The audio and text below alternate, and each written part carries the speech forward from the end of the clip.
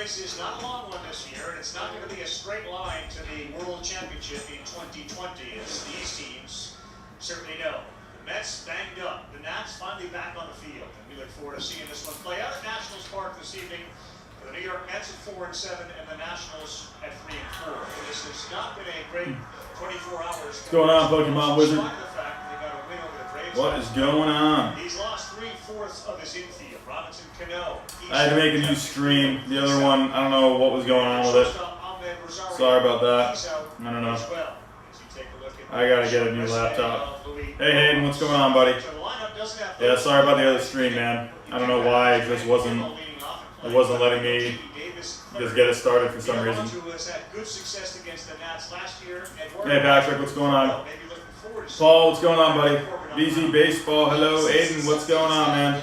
Sorry about the other stream, guys. I don't know. I was ready to go. It just wasn't working. It's this iPad, honestly. I don't know. I can't really, yeah. I don't know why. This iPad just gives me too many problems. Alright, hopefully we start filling up here in a little bit. I'm going to go check, make sure there's no one else in the other stream. That is the advantage the Nats have. Let's take a look. Looks like Strasburg is going to come back shortly, Tim. He's had great success, and we saw him last year in relief. Doesn't look like there's anyone in there. Alright, so yeah, I'm going to cancel that other stream. Since he joined the Nationals, we are going to see a lot of sliders tonight. Alright, it looks like we got a decent game tonight. The Mets, they really got to step it up. Corbin going for the Nationals, that should be good. It's nice to see the Mets kind of pick up the pace a little bit. They've just had a rough going the last few games. Alright, cancel this one. 1 second, guys, I apologize.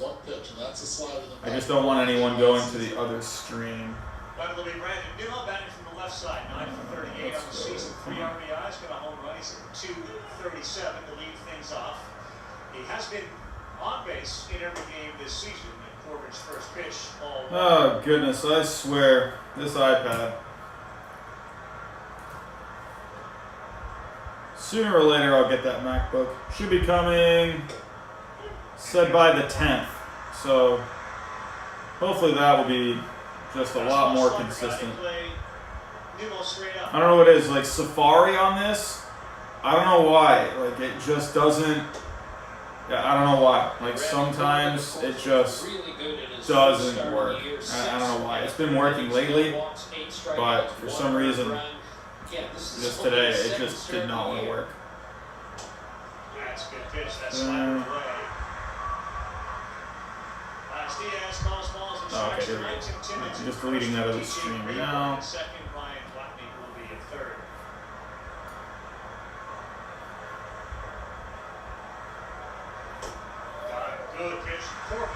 Alright, we are good to go. And Corbin already getting a first out here. Looking pretty good so far. Alright, let me just pull up MLB Game Day. Yeah, Corbin looked really good in that at bat. Who was that, Davis? Trying to get caught up here. JD Davis steps in. Oh, Davis is up now. Oh, so that was Nimmo. Okay, so we got the strikeout on Nimmo. Davis, he's off to a decent start this year. 294 average, 851 OPS, couple homers already. So he's looking pretty good. All right. So how many people we got? Looks like we got 11 right now. All right, let me catch up with the comments here. Actually, 1 second. I want to go just put a. I want to go just take care of the description and the tags for our stream right now. 1 second. I had everything ready to go, guys. Everything was ready to go. And then just everything decided to just not work. It's crazy. Not really sure what happened. Alright, hold on 1 second, guys. Cutting into him. Then he discovered grade 2 left adductor sprain. He is on the IL. A couple of other names that are now on the Mets that perhaps if you haven't been following. You got Josh Harrison and Billy Hamilton, both members of the New York Mets. Harrison in the lineup tonight.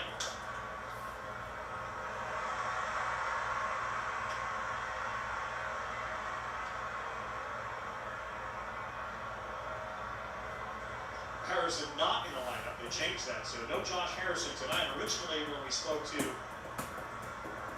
on the Nationals. Originally, when we spoke to David Martinez, he mentioned that Harrison was going to play, and he is for the Nats. We don't see Billy Hamilton tonight.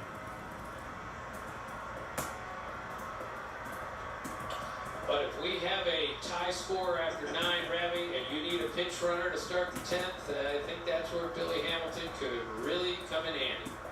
It's really interesting because he actually had spring training with the San Francisco Giants, and you would think that if there was a guy to have, and they already had him there, really surprised that he ended up not being with the Giants. Pitch misses 3-2. Gabe Kapler has gotten a lot out of the Giants early this season. They're 5-6, and they played later tonight against the red-hot Rockies, who are off to a 7-2 start. Boston. Ball 4, J.D. Davis draws the walk.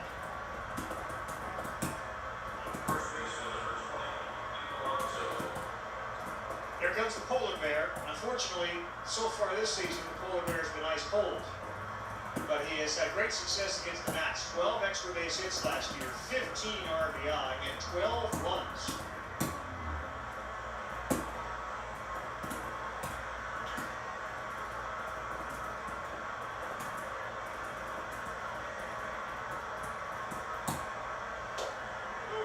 So, Ravi Alonso, 1 homer, hitting 167. The last guy to be hitting that low. All right, we should be good to go now. Through 11 games of the season. Sorry about that. I had to get everything. I had to get the description typed back up again. Had to get the tags put back in. So yeah, I had everything ready. I did everything this morning. I put the description in there, put the tags. So because I had to start a new stream, I had to kind of start everything over again. But all right, so it looks like we're at 13 people. Just letting you guys know, super chats are on. Link to the Streamlabs to post a question during the stream is in the description. Any support is greatly appreciated. But as for the questions in the chat, let me see if I can get caught up here. Just here. All right. Looking for a little silver linings, like hitting it hard. Who do you think will win this game? Aiden. I mean, I don't know. Money's got to be on the Nationals, right? The Mets are not off. They're not doing good lately. Yeah, I don't know. So, have to wait and see. Mets got to start getting back on track now if they want to make the playoffs this year. Let's see what's going on, Jackson. Hello, Pokemon Wizard Nats 100%. I kind of agree at this point. Hayden, I enjoyed and agreed with your video on making the Mets great again. Trevor Bauer would be an awesome key add to that rotation. I agree. I think Trevor Bauer, I mean, let's be real. I think Trevor Bauer would be a good addition to any rotation. I think he would be a solid 2 or 3 in any rotation. I think the Mets, though, I think they would really benefit from a guy like that. I think Stroman, I like Marcus Stroman, but I just find him to be a little too unreliable, a little too unpredictable. So I'm not sure if he's going to be a good fit in New York. I know Trevor Bauer, I mean, that guy, he gives you consistent innings every single year. So, oh, that's it deep. Oh, wow, right at the wall. Wow. That was as deep as it could have gone. Nets out of the top of the first. Or the Nats out of the top of the first. Sorry. Steven Matz is coming to the mound for the Mets. The Nationals are coming to the plate. But yeah, I think Trevor Bauer is going to be great for any rotation. I think he would be great for the Mets. So let's see. Does anyone else not have power? I mean, I'm good. It has been raining a little bit here, so I'm sure the weather up north has been a little brutal. We didn't get any of that tropical storm that was going by. Let's see. Paul, hello. I'm going to keep the chat updated on the Red Sox game, even though It's the Nats game. Yes, I will be keeping track of all the games tonight. So I will definitely be keeping track of the Red Sox. So, Robbie, who is your favorite player to watch? That's a great question. Man, I definitely would say, Mookie Betts. Getting to see Mookie Betts, since 2014, he's been extremely fun to watch.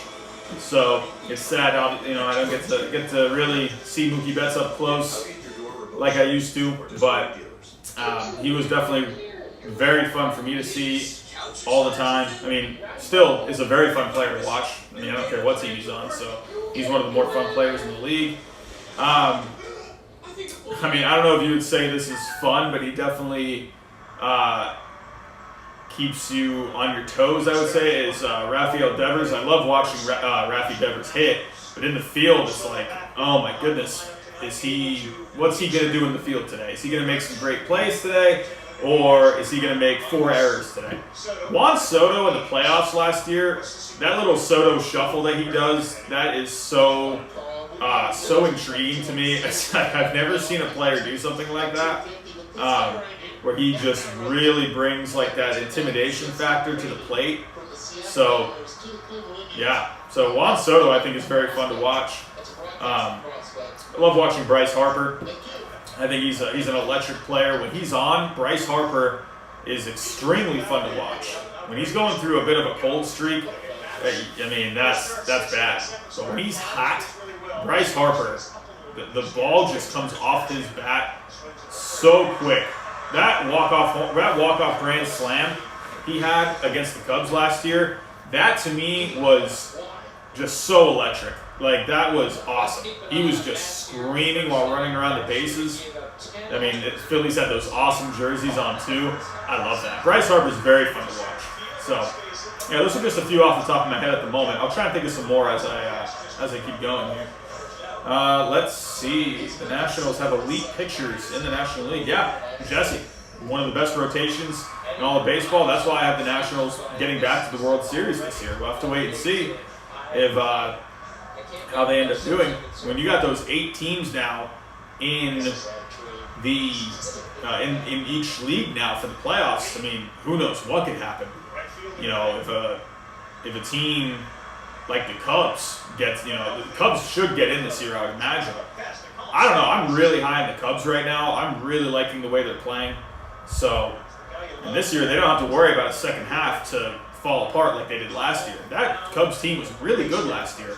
They just fell off the face of the planet in the second half.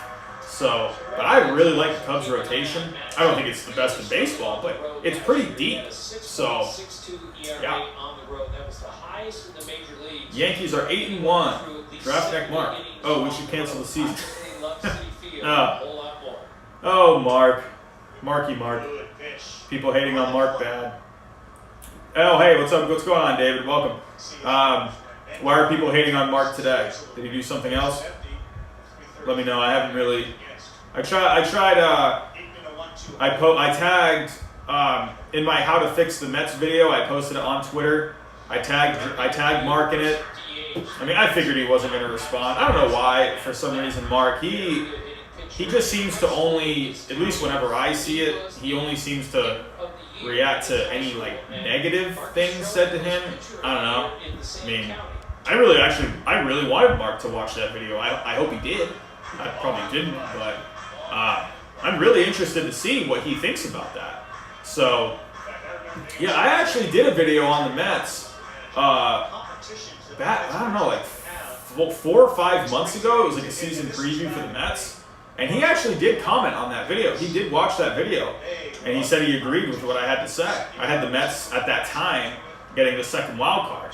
So, yeah, he commented on it, and he said he agreed with it. So I thought that was really cool, because that was when my channel really was kind of just starting up. I think at that time I only had 100 subscribers or something like that. And so it was kind of cool for someone like him to comment on that video. Yeah, I don't know. He didn't. I was kind of hoping he would say something about the video I just made about the Mets, but I don't know. Who knows? But lately it seems like he's only really reacting to negative stuff being said to him. So 86 mile per hour. I don't know. Whatever floats his boat, I guess. I feel like Mark gets too much hate sometimes, but he also deserves it when he has the Mets winning the 2020 World Series. Yeah, definitely agree. Ethan, what's going on? Eddie Raindrop, what's going on? Ethan, can you show your TV? I don't want to move my camera right now. It's kind of all set up in the tripod right now. I got cords and stuff plugged in. I don't want to move it right now. I have a TCL, a 42-inch. So, nothing special. Just one of those Roku TVs.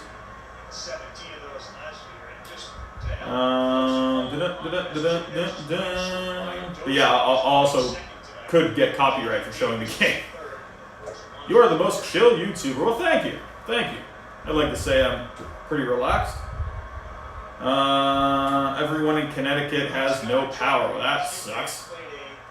Feeling for the people up north. Hopefully you guys get power back soon.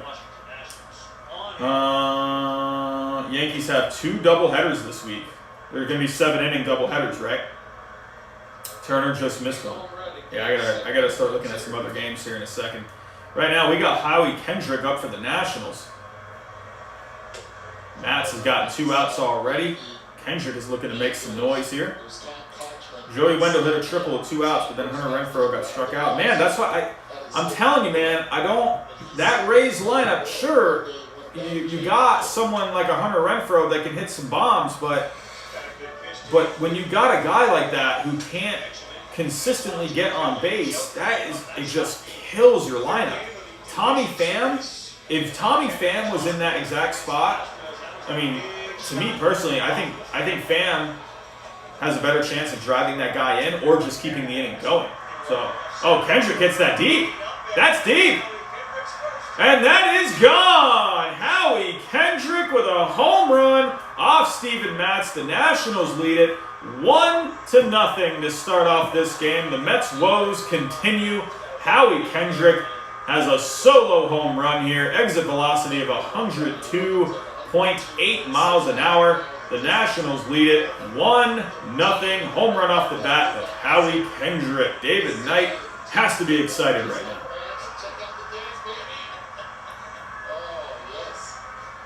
Loving those Nationals uniforms, man.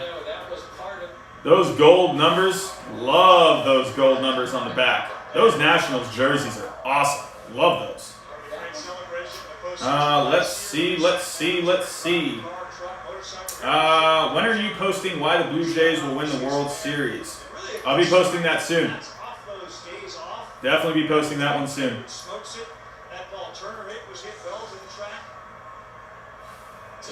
It looks like it's the first half of last year's season again. Yeah, I'm trying to make a whole bunch of videos at once right now because I'm back to work this week at school. So I'm trying to just kind of get everything ready at once so that way I can just kind of post them over the next few days. So yeah, definitely be on the lookout for, I have the Padres one done. I'm currently working on how to fix the Angels. I'm just finishing up my notes for that one. But yeah, so how to fix the Padres winning the World Series, that is about halfway done. I have 3 videos that are about halfway done. The Blue Jays winning the World Series, Padres winning the World Series, and how to fix the Angels. So yeah, kind of just working on them all at once here. That way I can just kind of schedule to post them over the next few days.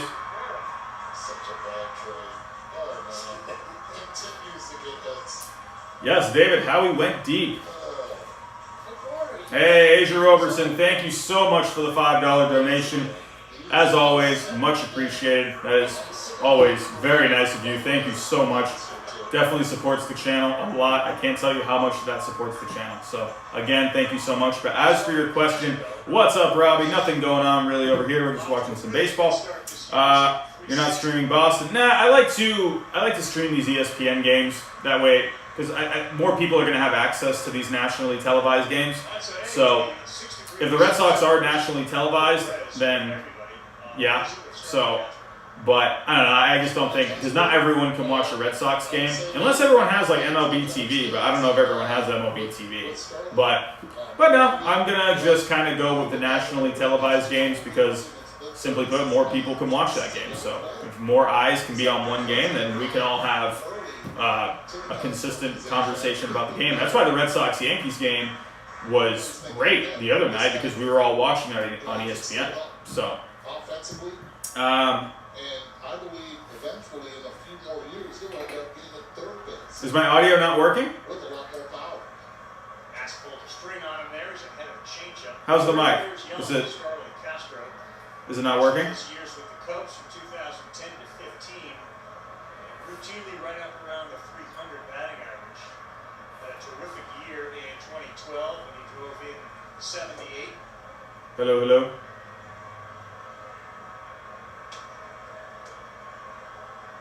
Good piece on a team that's trying to win.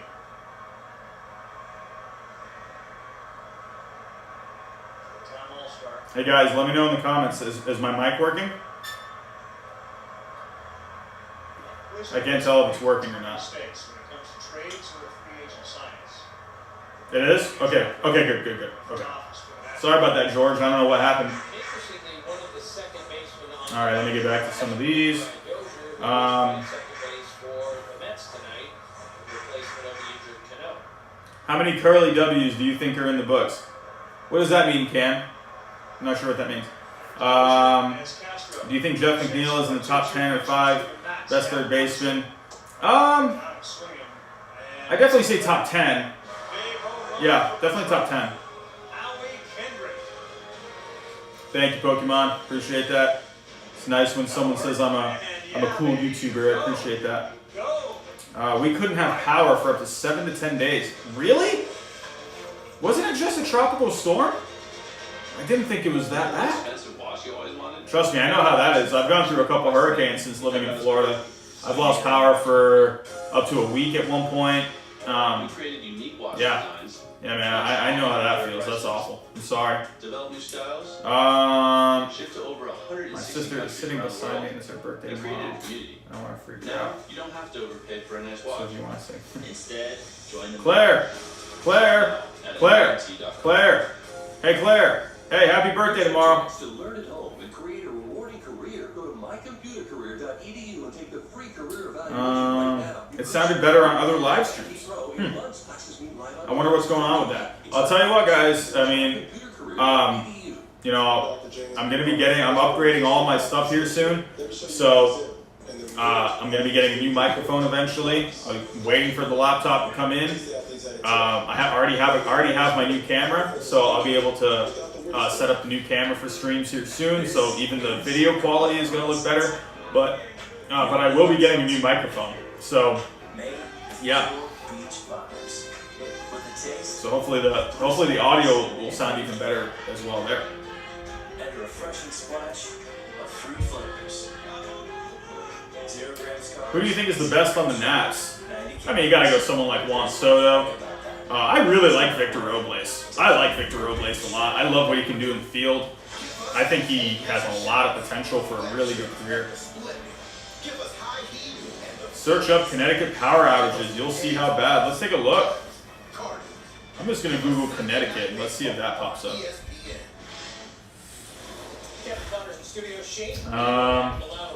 Isaiah knocks out power to more than 520,000 statewide. Was it an actual hurricane? Or was it a tropical storm? I thought it was just a tropical storm. Wow. It was just a tropical storm. And it did a lot of damage. Wow. I mean, kind of up north, it's not really. Up north, you guys aren't really kind of prepared for hurricanes very much. So in Florida, we're very prepared for hurricanes. So, wow, that's awful. My goodness, I figured a tropical storm wouldn't do that much damage. I figured you'd get a lot of rain and some wind, but. I'm glad she enjoyed it. Here we go. Yankees versus Nationals in the World Series 2020 or Yankees versus Dodgers 2020? I mean, Jesse, I went with the Yankees Nationals. I think the Dodgers right now, I'll tell you, just because I think it's fun to look at these teams on paper, and sure, everyone and their grandmother was picking Yankees Dodgers, but is that really going to happen? I don't know. There's a lot of players on the Dodgers that have not stepped up in the postseason, and then the Dodgers pitching staff is pretty thin at the moment. They don't have David Price. I mean, they're relying really right now on Clayton Kershaw when you don't know how his back's going to be. I mean, Walker Buehler, he's going to be good. I mean, you know, and then they're relying on Julio Urias and Dustin May. Urias hasn't been great in the postseason. Dustin May has really, like, what, 2-3 innings of postseason experience? So, I don't know.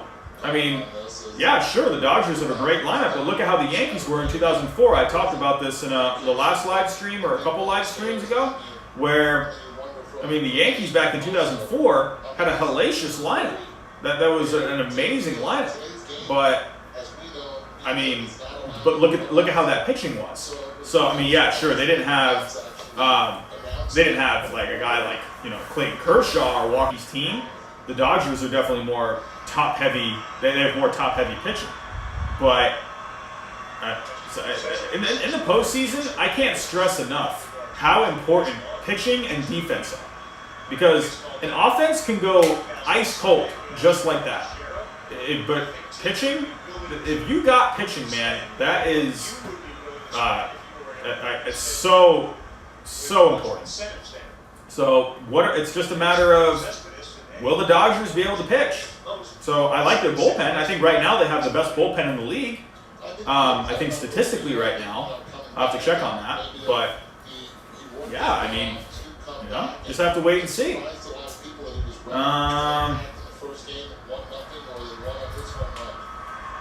Hayden, do I think Anthony Rendon leaving the Nationals will affect their season badly? I think there will be like a slight you'll notice it a little with the lineup, but I think they got some guys in there that can really. It won't be just one guy that replaces him. It's going to be a few guys that contribute there. You know, Carter Kaiboom. You know, he's going to be vital. You know, they got. Darn it, I'm going blank on his name right now. What is his name? I'm going completely blank. Blank. I can't even talk right now. So I'm going to hold on promoting you this Who am I forgetting right now? Drop the taco, get in the car. Oh, Starlin Castro. Starlin Castro, he's there. So they're going to have some, you know, have to get something from him. Eric Taines came over. So it's going to be a combined effort. You know, Trey Turner, is he going to take a step forward this year? As Drupal Cabrera, can he keep up that same type of offense? Victor Robles, he's got a year under his belt now. You know, can he take a step forward? I think, yeah. I mean, anytime you lose a player like Anthony Rendon, that guy was, you know, a 6-win player last year. He got on base extremely well. So, yeah, of course, there's going to be a slight difference in that lineup. But I think the Nationals can be up to the task. They have the pitching and also the bullpen, you know. So, you live in Florida. What part? Hayden, I live in Orlando. I'm back. Do you think Kyle Lewis will win an award this year? I definitely think Kyle Lewis. I don't think, does he qualify for Rookie of the Year? I don't think he qualifies anymore for Rookie of the Year. MVP? I don't know. Right now, I mean, I'd love for my original pick of Matt Chapman to kind of start stepping it up a little bit, but I think Aaron Judge right now, statistically and in the media, he is like statistically, Aaron Judge is fantastic, but he's also getting the media attention as well. So it helps that he plays in New York. Aaron Judge, people are, you know, this past week, Aaron Judge has now literally become the face of baseball just with 1 week of play. I mean, being on the Yankees helps that, but I don't know if Kyle Lewis can get an MVP, but I don't think if he qualifies for Rookie of the Year, I'm not sure what the limit is on at bats. If I were to go to his stats from last year, Last year, he had 75 plate appearances. And how many at-bats did he have? He had 71 at-bats. So let me look up the...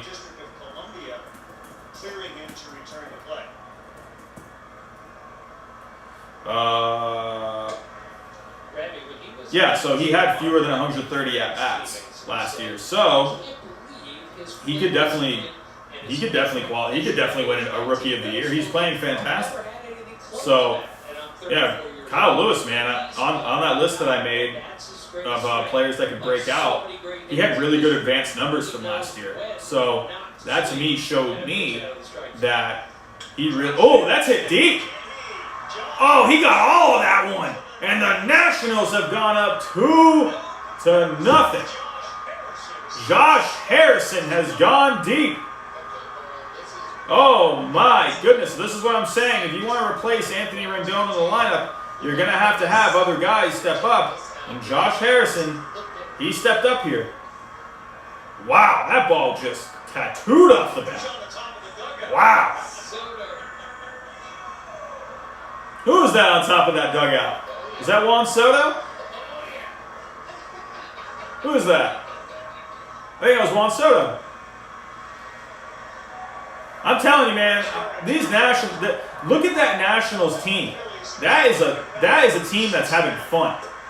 I mean, their record isn't quite there right now, but if you ever take a look, what are they right now? Nationals right now, they're 3-4, so I mean, they're not really a bad spot. They're right there. So I mean, they're 2 games behind the Marlins, and the Marlins are finally starting to play.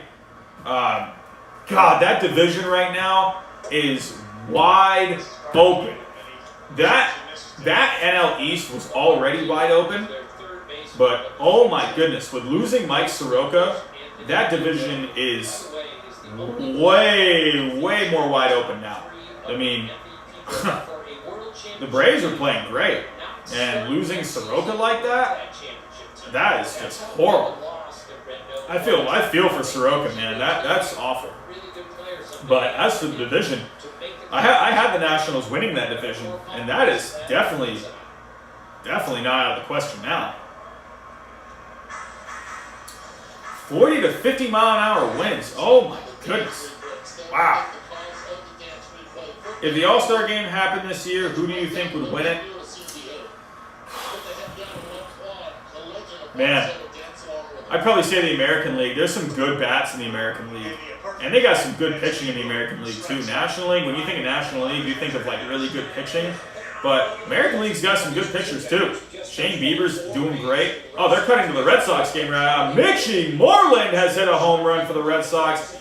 Darn it, why did I drop him for my fantasy team? I should not have done that. Oh, I'm kicking myself right now. I dropped Mitch Moreland today, and I thought, man, I hope I don't regret this. And he hit a home run, but okay, good for the Red Sox. They're up 1-0 against the Rays. I'm telling you guys, I don't know how I feel about the Rays this year. I don't know, man. I mean, yeah, they got that pitching. They got that starting pitching for the Rays on paper. But when you're hanging your team off of that, if that is like the only leg that you have, and then if that pitching doesn't execute, then that's going to be bad, you know? Just because they have good starting pitching on paper does not mean that they're going to do much.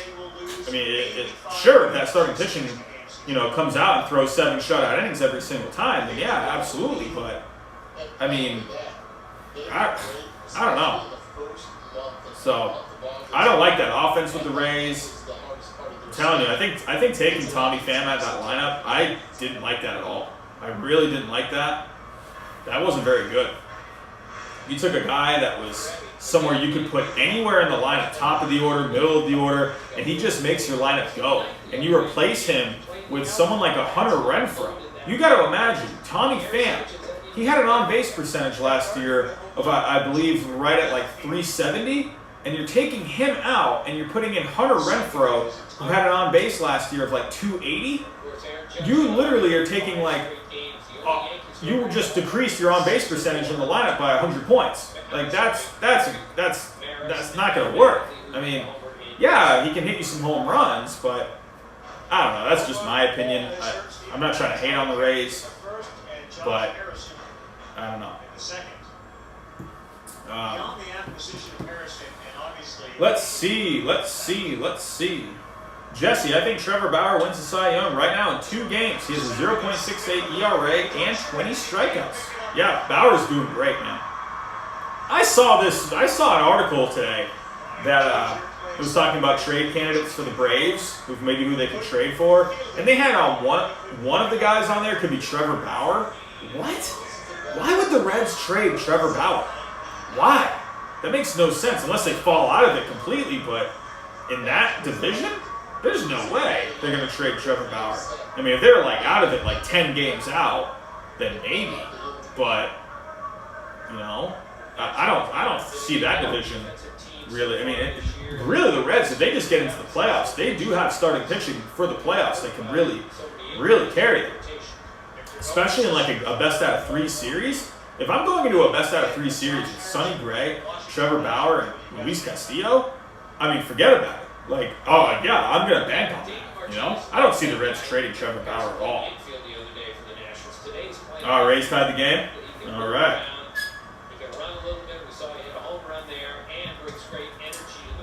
Let's see. Are you checking your Celtics too? They're playing the Heat. Yeah, I gotta keep an eye on the Celtics as well. Yeah, they're down by 12 right now. I don't know, man. Everyone's been picking the Celtics to be like this kind of like this fun pick to win the NBA Finals. I don't know. The Celtics are such like a second half team, which is fine. I mean, but I don't know. I mean, for me, I kind of want to see more complete basketball. You know, I don't want to see them down by like 15 going into the second half, and they have to claw their way back out in the second half. They seem to do that quite a bit. I'm not sure if that's accurate statistically, but it just seems like the Celtics are always having to kind of claw their way back. And against a team like the Bucks with Giannis and Antetokounmpo, I don't know about that. That's going to be, I don't know. I love my Celtics. So I love the Celtics, but they just don't have anyone big. Yeah, they can play some small ball, but you know, they got some great players on that team. Tatum, Brown. You know, I love Kemba Walker. Kemba Walker's probably my favorite player in the league, even before he came to the Celtics. I've always loved Kemba Walker. When he was with UConn, I mean, sure, yeah, there's a little bias there because he went to UConn, but Kemba Walker, man, I've always loved Kemba Walker. I was stoked when the Celtics got him. I couldn't stand Kyrie Irving. Could not stand him. Like, I don't know. He drove me nuts. I think Kyrie Irving is such a cancer for the locker room. Some of the comments that he was making, Boston is a town where you can't have that kind of an attitude. You cannot have that kind of an attitude. You can't be all me in Boston. Boston is all about their teams. Yeah, they'll love their players, but you gotta have the team. Like, you know, I don't know. That's why I'm not sure how Cam Newton's going to work out with the Patriots. I don't think Cam Newton. I mean, I'm making a bold prediction. I've been saying this for a bit. I don't think Cam Newton makes it past Week 6 with the Patriots. I really don't. Cam Newton, if it works out, great. But you know, I don't know, man. I just don't see it. I think Cam Newton is very self-centered. I think he's very egotistical. I don't know how that personality is going to work out. I mean, maybe this year it'd be fine but I don't know, man. Like, I don't know. I think the Patriots, a lot of Patriots fans, when they saw that we signed Cam Newton, I mean, I think everyone was like very excited because, well, it's Cam Newton. He went to a Super Bowl a few years ago. I don't think he's going to come in and do much. I really don't. I mean, you don't know what his health is going to be like. He wasn't even playing all that great anyway before he went down. Yeah, they were having a winning record, but his passing wasn't very good. He was rushing, but that's what he relies on is running the ball. And if he can't run the ball, then I mean, I don't know, man. So Cam Newton, I'm not very high on Cam Newton. I don't know. It really just comes down to, is he going to win the job? Like that's what it's going to come down to. That's why I love Bill Belichick as a coach. He doesn't cater to, players that, that they have star power. He just wants to put a winning football team on the field, and I love that. That's great.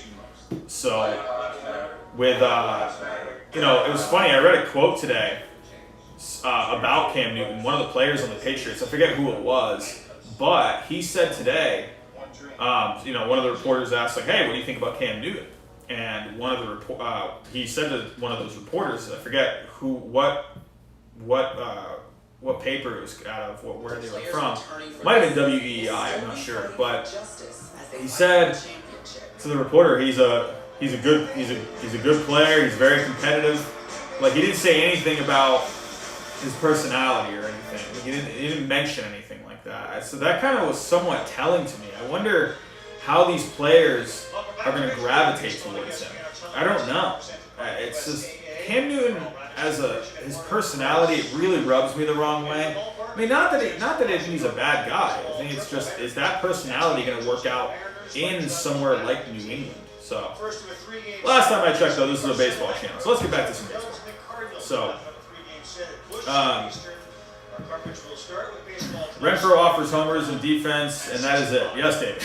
Yes, that's pretty much it. I mean, I'm not hating on Hunter Renfroe, but I think he's just a very one-dimensional kind of a player. I mean, if he got a base, he doesn't have to get a lot of hits, but if he could get walks, that would be great. But he doesn't even walk. Like it's either a home run or he strikes out. Robbie, do you stream other sports too, like basketball, football? No. I mean, this is the first time I've ever been live streaming. So, and I've only ever done baseball. I mean, maybe down the road, but right now, no. I just want to focus on baseball. During the off season, when there is no baseball, I would still like to keep doing streams, more like kind of like Q&A, talk about some rumors going on for the off season, stuff like that. Would you say the Dodgers have the best bullpen so far this season? All right, so yeah, let's go check. Last year's behind the plate. Let's go check on positional performance. We're going to look at wins above average. So right now, if I were to go to relief pitchers, right now Atlanta, according to wins above average, which is basically wins above replacement for your position, Atlanta currently has the highest wins above average for the bullpen. Houston surprisingly is second. And that was losing Will Harris, so they're having guys step up. Right now, the Dodgers have the third best bullpen. So statistically, right now, the Braves, they have statistically the best bullpen right now, at least according to wins above average. So, and the Dodgers are in third. But overall, I really like what the Dodgers have in that bullpen. I love that bullpen.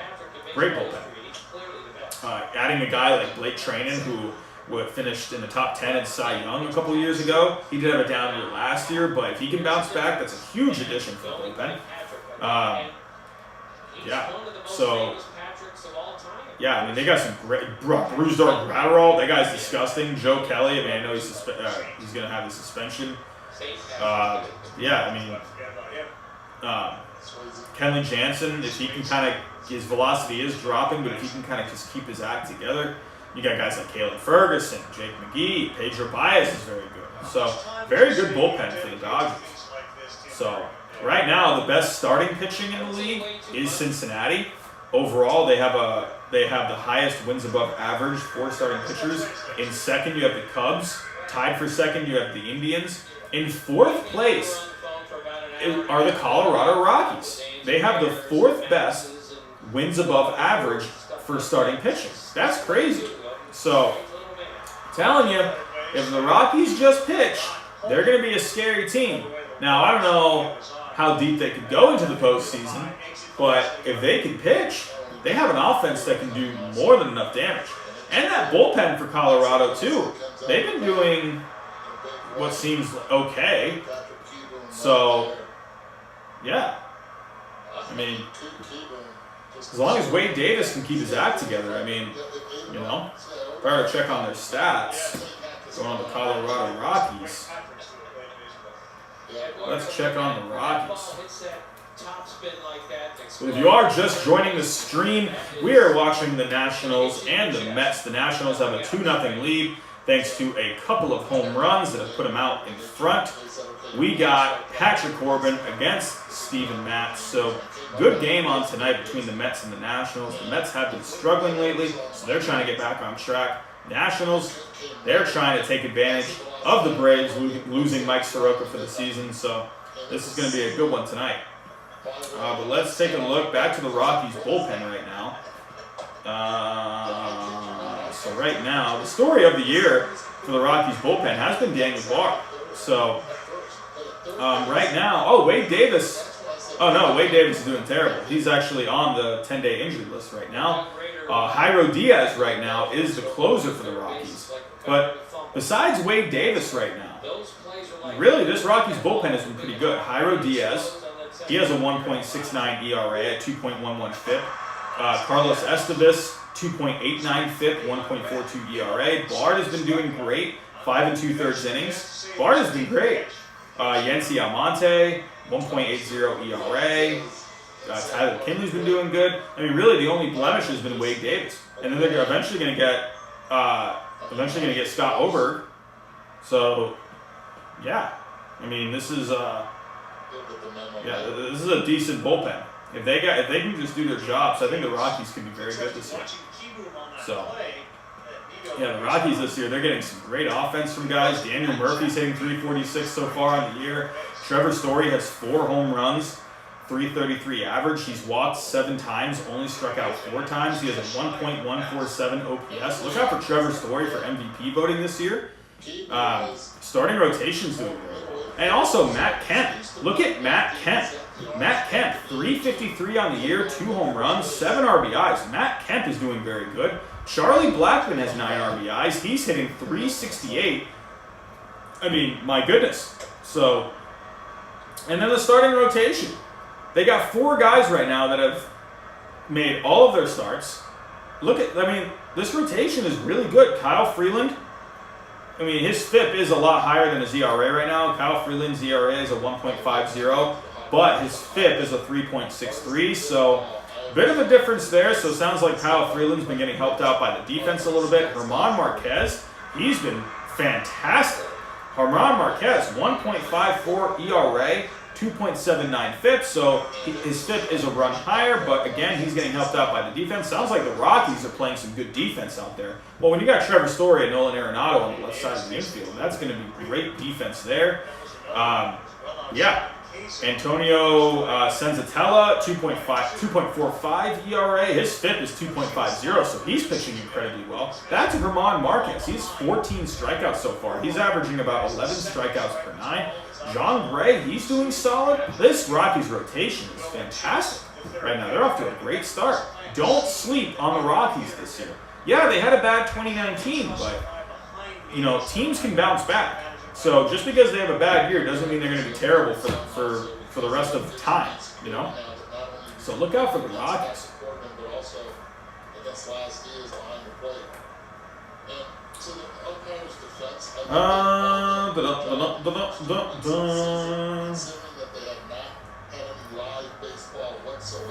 Let's see, where were the comments?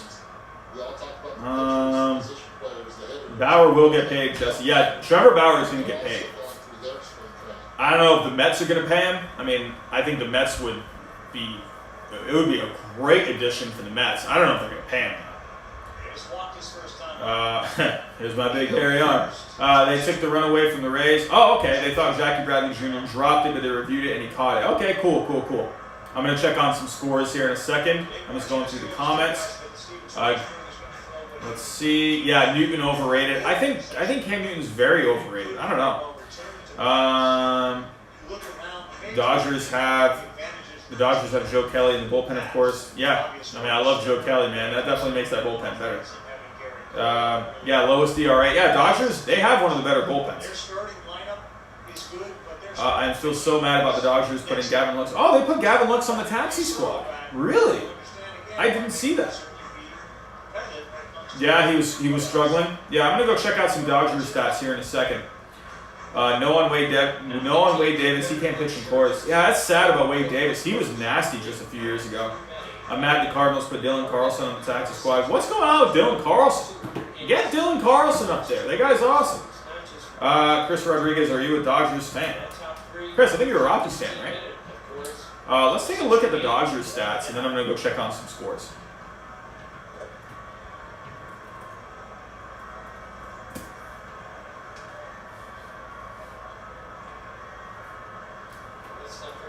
Let's take a look.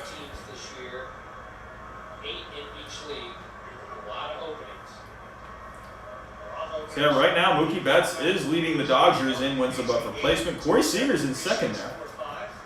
Scott Alexander, he is in third in wins above replacement for the Dodgers right now, so that's interesting. But yeah, let's take a look. Right now we got, so Mookie did get off to a bit of a slow start, but he's starting to turn it up now. He's hitting 289, 2 homers, 6 RBIs, 880 OPS, so Mookie's kind of starting to kind of get it going here.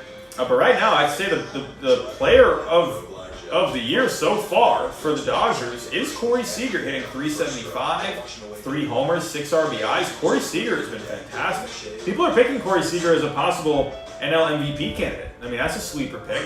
So that'd be a good story. Corey Seager. Let's see. I mean, AJ Pollock is doing pretty well too. He's hitting 323, a couple home runs, 4 RBIs, 995 OPS. Edwin Rios, man, that's a guy that I thought could really break out this year. Edwin Rios is hitting the ball really well. Let's take a look at the pitching. So right now, yeah, the Dodgers, they're just trying to find their way with just pitching. So Ross Stripling has actually been put into the rotation. He's gotten 2 starts so far. He's pitching pretty well. 2.92 ERA, but his FIP is 4.42, so that's something to keep an eye on. Julio Urias, he's doing pretty good. 2.45 ERA, 2.68 FIP, so not really much of a difference there, so he's doing very well. Yeah, Kershaw, he had a good start. 5 2/3, 3 hits allowed, no runs allowed. Struck out 6 in that game. Buehler is actually kind of struggling a little bit through 2 starts, 5.19 ERA. Walker Buehler actually, 5.19 ERA for Walker Buehler and a 9.04 FIP. So keep an eye on that. I think Buehler will end up being fine. But right now, Kenley Jansen, he's off to a good start this year. He's pitched in 4 games. He's finished 3 of those games. He's got 2 saves, hasn't allowed a run yet in 4 innings. Pedro Baez, very good, 1.59 ERA. Brusdar Graterol is struggling a little bit. Actually, no. If you actually take a close look at Brusdar Graterol, 5 innings pitched, 5.40 ERA. However, his FIP is a 1.04. So Brusdar Graterol right now, don't be alarmed by that ERA. That looks alarming, but that FIP is fantastic. A 1.04 FIP. Get out of here. So Brusdar Graterol, he's doing fine. Yeah, Dylan Floro, he hasn't allowed a run yet. Joe Kelly. See, it's funny with Joe Kelly because Joe Kelly has a 0 ERA. He hasn't allowed an earned run. So, but if you look at his FIP, that's crazy. Joe Kelly has a 0 ERA, but he has a 5.12 FIP. So that really is attributing to, he's already walked 5 guys, Joe Kelly. So right now, Joe Kelly he's walking on average, at the moment, he's walking 10 guys per 9 innings. So he's not doing all that great. I mean, he hasn't allowed a run. He's been helped out by his defense. So, yeah, Joe Kelly, I think Joe Kelly in the end is going to be fine. So, but yeah, Dodgers, they're looking pretty good. All right, so I'm going to check these comments real quick, and then I'm going to get to some live scores around the league. The GOAT is back. Hello, on hell. I respect the Dodgers, but I'm a Rockies fan. Padres make the playoffs? Yeah. Why couldn't the Padres make the playoffs? They're off to a great start. Well, the Braves, they lost Soroka, but they're off to a good start against Toronto. They're already up 2-0 on Toronto. So, yeah. Did you hear Dwayne Johnson bought the XFL? Yeah, how crazy is that? The Rock now owns the XFL. So, good on him, man. Ross Stripling's been great for me in fantasy. Would love an MVP from Seager. I really hope he can stay on the field. Yeah, if Seager can just stay healthy, I think he has a chance in a good year. He had a pretty good year last year. I'm sad the Cardinals couldn't trade for Nolan Arenado. I think Arenado would have been a great fit in St. Louis, man. I saw him in that Cardinals jersey. Would look good. Yeah, the regular season is so much fun to watch, and then you get to the postseason and you start to die inside. Oh, I know, man. I know. I remember the Red Sox, 2016 and 2017. They made the postseason both years. I wasn't feeling too hot on those two teams. 2016, I don't know. They weren't really. They had an okay team. It was good enough to make the playoffs, but yeah, I don't know. So, and then 2017, they were okay again, but they still weren't really all that great. But Rays take the lead. Oh my goodness, the Rays have taken the lead. So that is my cue. Let's check some scores around the league. So as of right now, if you are just entering this chat, we are watching the Nationals and the Mets. The Nationals have a 2-0 lead so far. So as the chat just updated us, the Rays have taken the lead against Nathan Eovaldi. It is now 2-1. Boston had a 1-0 lead thanks to a Mitch Moreland home run. However, we had, let's take a look. How did the Rays come up with those runs? Let's take a look. How did the Rays come up with those runs? Oh, it's a Hunter Renfroe double. Hey, there's Hunter Renfroe, man. I mean, I think the thing with Hunter Renfroe is if he can just, those runs that he can drive in, those home runs and extra base hits, if he can just time those well, I mean, you know, Hunter Renfroe could be a valuable player. So far, Hunter Renfroe on the year, he's hitting only 200. But Hunter Renfroe right now, I'd like to see what Hunter Renfroe's ISO is. What is his ISO? Let's take a look. So ISO, if you don't know, ISO is like a combination of your extra base hits. It's like a formula based on how many doubles, triples, and home runs you hit. So I believe ISO, I think the formula is you multiply doubles by 2, I think. No, it's just doubles, and then you multiply triples by 2, and then you multiply home runs by 3. And then I believe you just add those numbers together, and then you divide it by at-bats. I think I'm getting that right. So, but let's take a look. Hunter Renfroe.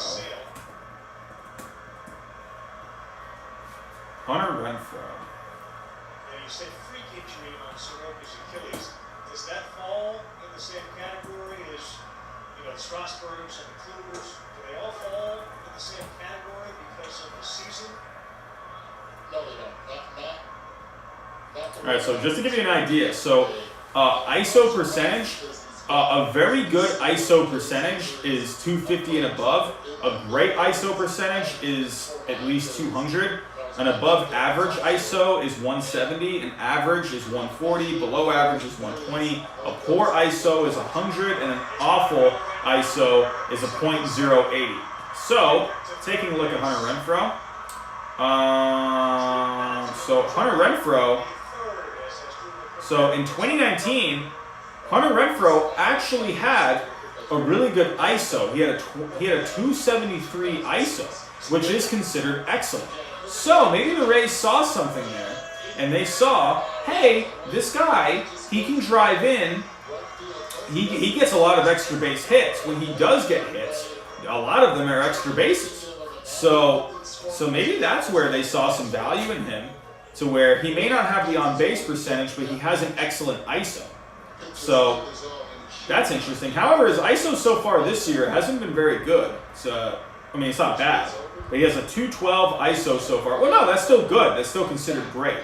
So, yeah, Hunter Renfroe, he's showing his value with extra base hits. So if anyone ever says to you, I mean, for me personally, I hate the on-base percentage for Hunter Renfroe. I wish he can just get on base more.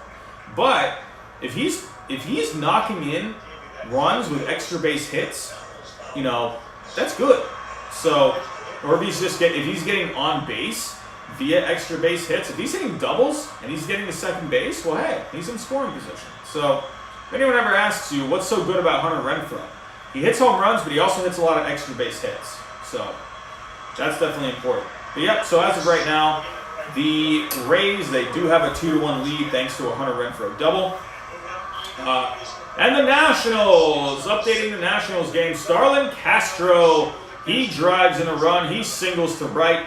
Howie Kendrick scores. They are threatening here. The Nationals right now have 2 men on, a man on first and third. And they got Josh Harrison coming up. He already hit a home run today. Can the Nationals break this game wide open? I don't know. As I'm seeing this game unfold, if it starts to get bad, we could see Giraffe Neck Mark ask for the season to be canceled. Will he ask for the season to be canceled if the Mets continue to play poor? We will have to wait and see. As for the scores, Atlanta has a 2-0 lead right now on Toronto. Miami and Baltimore, they are warming up, so Miami is finally coming back to play. We have the White Sox and Milwaukee, they're warming up as well.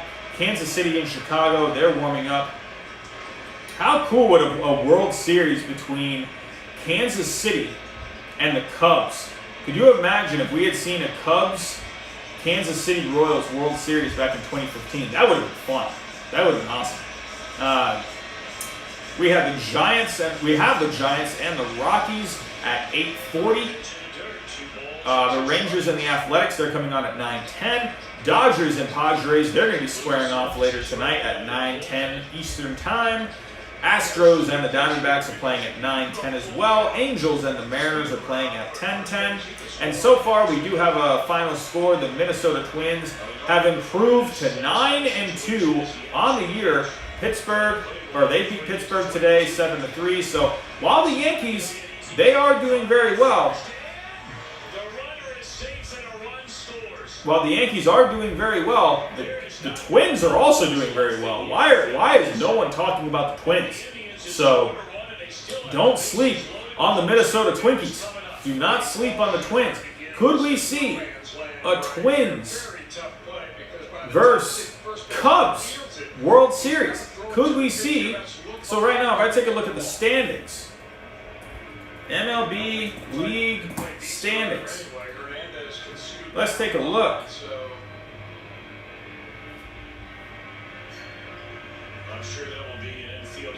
So if I were to go to each league.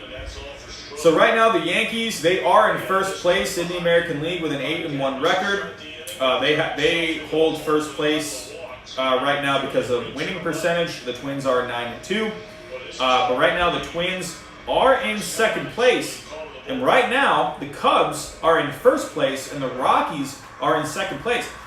Could we see possibly a Minnesota Twins Chicago Cubs World Series? Could we see that? Could we see a Minnesota Twins Colorado Rockies World Series? Could we see that? The Baltimore Orioles are in third place right now. Could we see an Orioles Braves World Series? How wackadoodle would that be? So, I mean, honestly, there's a lot of ways this season can go. Minnesota right now, they have a higher run differential than the Yankees. So the Minnesota Twins, they've scored 58 runs while the Yankees have scored 51. And the Twins have only allowed 31 runs while the Yankees have allowed 34. So the Twins have a run differential of 27 while the Yankees only have a run differential of 17. If I were to go to run differential right now in the league for the American League, so right now, yeah, the Yankees... or the Twins are leading in run differential, and the Yankees are in second. Houston's in third. And as for the National League, right now the Dodgers do have the highest run differential of 29. But right behind them, you have the Colorado Rockies at 20. The Padres and the Cubs are tied for third with 12. So this season's looking very fun so far, man. Let's go back to the comments.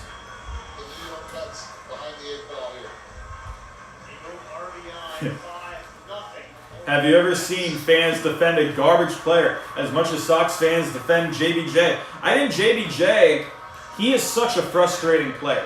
Personally, I love Jackie Bradley. That guy's made some ridiculous catches. his advanced defensive numbers have gone down a bit in the last couple of years. He had a defensive run saved, I think, of around like 15 runs like 3 seasons ago. He was playing awesome that year, but his defensive runs saved and his UZR have decreased slightly in the last couple of years. But Jackie Bradley, I mean, I'm always going to love Jackie Bradley. The way he played in that ALCS against the Astros in 2018, he was fantastic in that ALCS, and he goes on like these hot and cold stretches though that are just like either you love Jackie Bradley or oh my goodness, you want to rip your hair out with him. So very interesting. All right. Nolanis Cooley, what's going on, dude? Welcome to the Nationals Mets live stream. We are watching some baseball tonight. We are talking some baseball. And we're just having a good old time in here. We're at 16 people in the chat right now. The other night, we were close to getting to 30 viewers. So I don't know if we're going to get to that here tonight with, we had Red Sox Yankees on that night. So I don't know if we're going to get to that here tonight. But hey, you never know. Anything's possible. We are at 18 likes right now on the stream. If you guys could do me a huge favor, just hit the thumbs up on that stream if you haven't done it yet. That really does help the stream get out there in the algorithm. So it's crazy how simple thumbs up can really just kind of help push a video to get out there. It's kind of weird how that works. So just a reminder as well, the super chats are turned on. There is a link for Streamlabs in the description.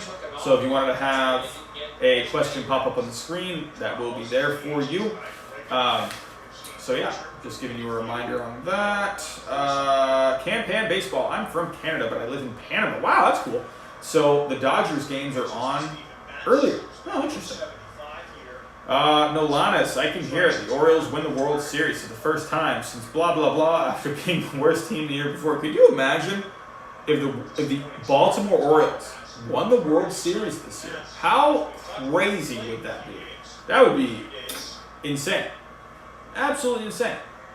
Probably not going to happen, but you never know.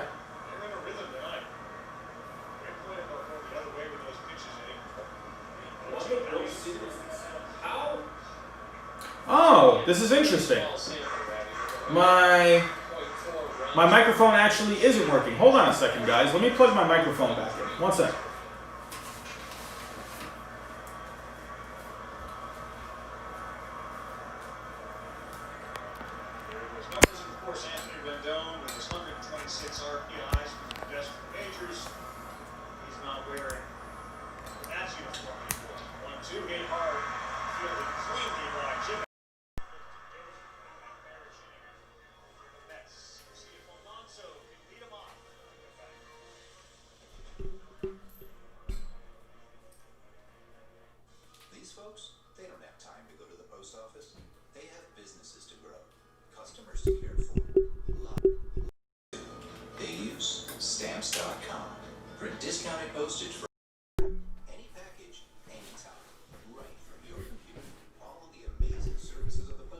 All right, how does that sound now?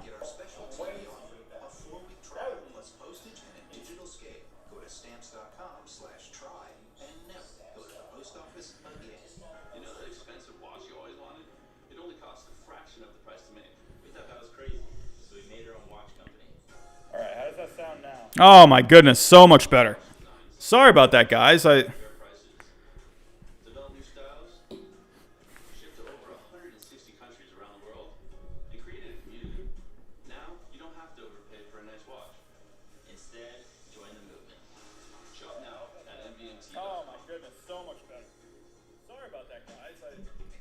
Yeah, I had no idea. I thought it was working. Sorry. Yeah, I guess for some reason when I plugged, one day I'll show you. Once I kind of get everything all set up, once I get my camera and everything ready to go, and my new microphone and whatnot, I'm literally going to take a picture for you guys and show you how the setup. Maybe that'd be a fun picture down the road if the channel keeps growing and the live streams keep getting better. it'll be a great picture to show you guys like exactly how this looks. So right now I have my cell phone. If I can put a picture in your head, so I have my microphones right here. So the cord, it's connected to my phone, and so I have an adapter that's plugged into my phone. It's like a split adapter where I can keep my phone plugged in to the wall. There's 2 lightning ports in this adapter. One port I can keep it for power so it can stay plugged in so my phone won't die during the stream. And then this USB microphone is plugged into the other port, and I have another adapter going into that adapter so that way I could plug in the USB. So it's a ridiculous system that I have set up. I mean, I guess it's not that ridiculous, but I mean, it's kind of funny what I have to do to kind of make it work. So, oh, hold on, my camera got moved. One sec.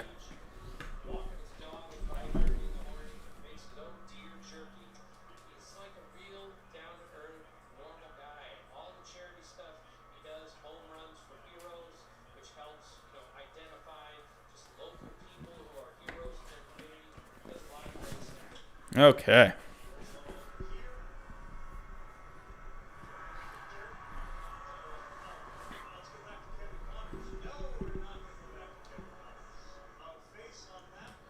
So that'll be nice when I just have the camera set up, and then we're not having to have all these cords connected to my phone. So.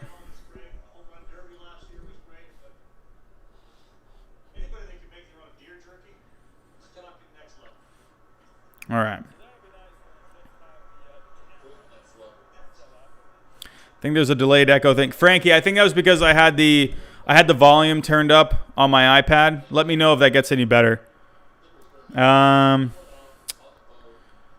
Let's see. Asia, no, I used to live near Boston.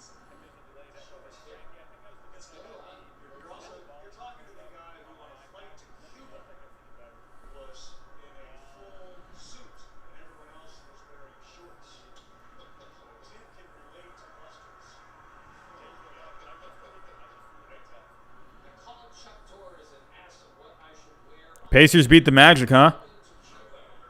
Yeah, the Pacers. I think, did Oladipo opt out for the rest of the year?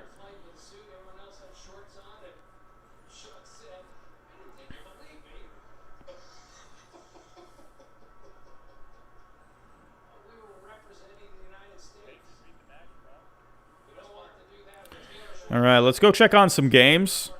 So, right now, Cleveland-Cincinnati. That's actually a great game going on tonight. Oh, the Rays. They have a 4-1 lead in the bottom of the 5th. I'll get to that game next. But right now, we got a good game in the state of Ohio. Indians and Reds. What a great game this is. Could you imagine a Reds-Indians World Series? That would be awesome. But right now, Cincinnati, they got Molly pitching tonight. They got 6 innings from him, 6 strikeouts. And then for the Indians, they got Bieber. He's doing pretty well. 6 1/3 up to this point. He's only given up 2 runs, 7 strikeouts, giving up a couple home runs. So right now, Castellanos, he had a home run all the way back in the 1st inning, and Eugenio Suarez had a home run in the bottom of the 4th. And the Indians kind of had to chip away at some runs. So Cesar Hernandez, he singled in a run. And Jose Ramirez had to walk in a run. But let's get to this Red Sox-Rays game. What the heck just happened to my Red Sox? Nathan Eovaldi, he is getting hit by his former team. So right now, Nathan Eovaldi, he gave up a triple to Austin Meadows. And that scored Michael Perez. And then Brandon Lowe, he singled in Austin Meadows from 3rd. So Nathan Perez, he is struggling. Or not Nathan Eovaldi. He is struggling a little bit. So giving up 4 runs. But this is what I think Nathan Eovaldi is. As much as, that's hit deep for the Mets. And that is gone.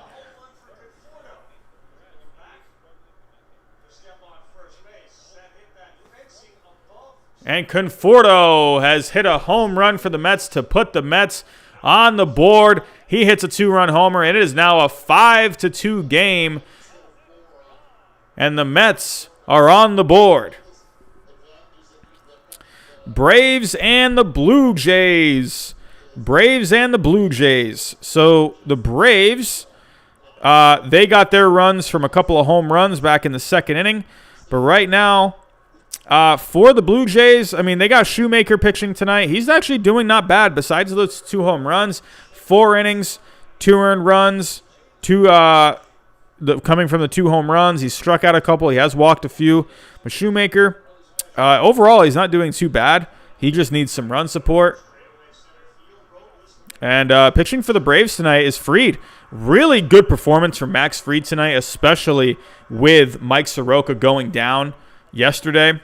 So they're really going to need the other guys in the rotation to step up. Max Fried, Newcomb, they're going to have to really step it up.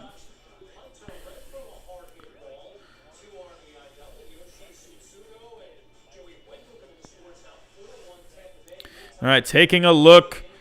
So as of right now, the Brewers, they got something going. They got 2 on here in the bottom of the first. They're going up against Lucas Giolito tonight. So this is an interesting scenario here. Eric Sogard, he doubled to lead off the inning. Keston Hiura, he walked. And now they got Christian Yelich up with 2 on, no outs. It's a 3-1 count right now with Lucas Giolito. What a matchup that is. Lucas Giolito versus Christian Yelich. That is a great matchup.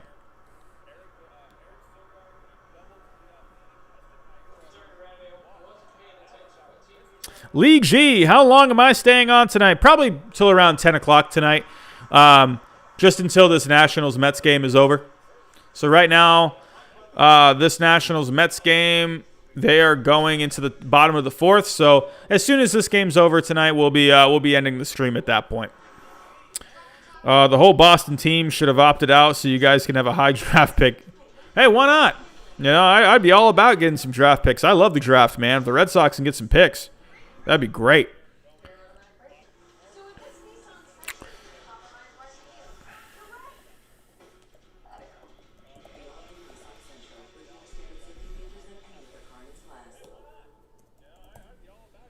The best way to get your large 3-topping pizza for just $9.99 is also the easiest. With new Let's see. let us know when you're here without ever leaving the safety of your car. No one out-pizzas the Hut.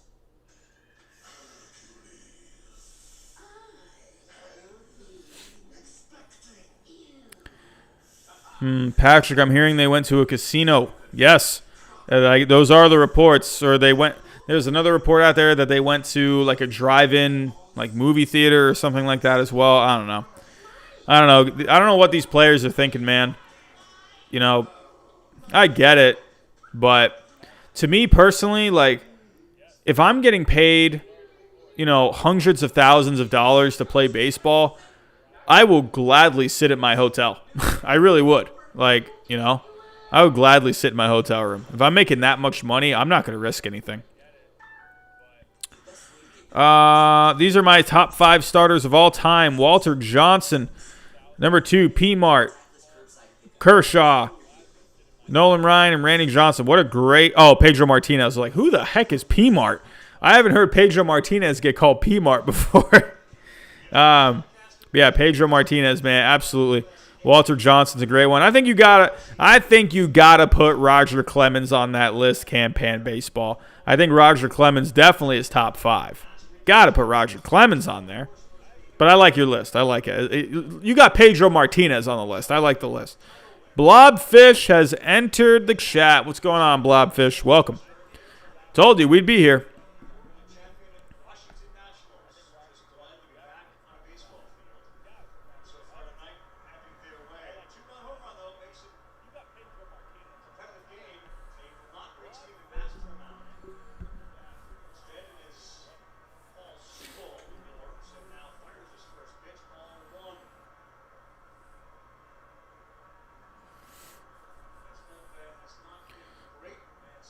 All right, so the Nationals back up Corbin did give up the home run to Michael Conforto. It's a 5-2 game now. The Nationals, they're trying to answer back. They're trying to put some more runs on the board. They got a base hit here.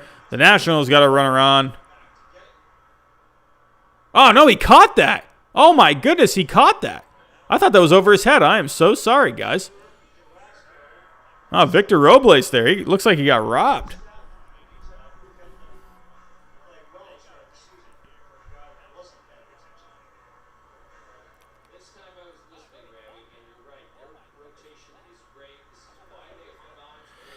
I'm glad my Angels haven't had too many players test positive. Yeah, the Angels, man, they're doing good. I feel bad for Ohtani, though, man.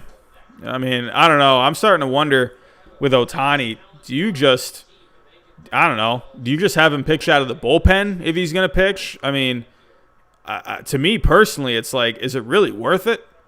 You know, just keep him as a hitter. Maybe make Ohtani the closer, man. That'd be awesome. Could you imagine a Ohtani in the lineup? How cool would that be?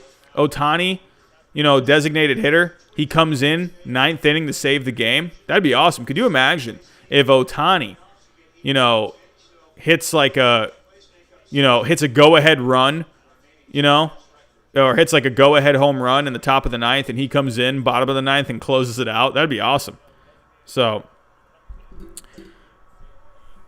Asia, I am a teacher. Yes, I teach 2nd grade. So we'll be starting back up next week. So, yeah, should be fun.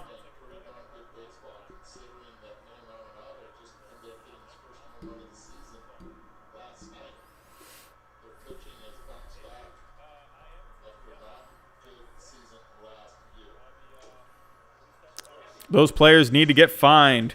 Yes. I mean, I don't know. I think Manfred, I don't think he handled this very well, honestly. I don't know, man. Oh, so Ohtani, they just announced that he's not going to pitch again for this season. Ohtani is not pitching anymore this season. Wow. Big blow for that rotation.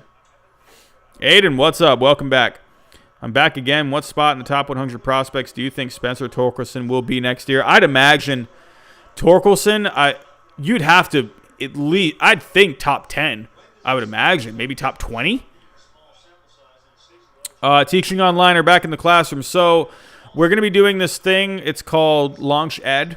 I'll be in my classroom, but I'll be teaching my kids while they're at home. So it's going to be like a stream just like this. They're saying that we're going to be coming back to the kids will be coming back to school in like 10 days. I don't know.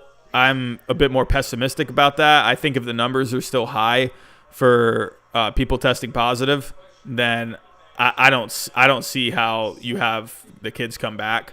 So I think personally, I think the kids are not going to come back for a little while. Maybe the first semester they'll probably stay home. I mean, maybe even after Christmas break. Who knows? Maybe people want to kind of have kids come back after Christmas break. So, or parents don't want to have kids come back until after Christmas break, until like really everything is like really gone down. So I think people would want to be maybe better safe than sorry. So that's just my opinion though. I don't know. James Scott, what's going on, buddy? Welcome. As punishment, each player must take turns wearing the ex-Giants mascot, the Crazy Crab. Does the Crazy Crab look like Mr. Krabs from SpongeBob? What a great mascot that would be. Mr. Krabs? Could you imagine Mr. Krabs being the mascot? That'd be awesome.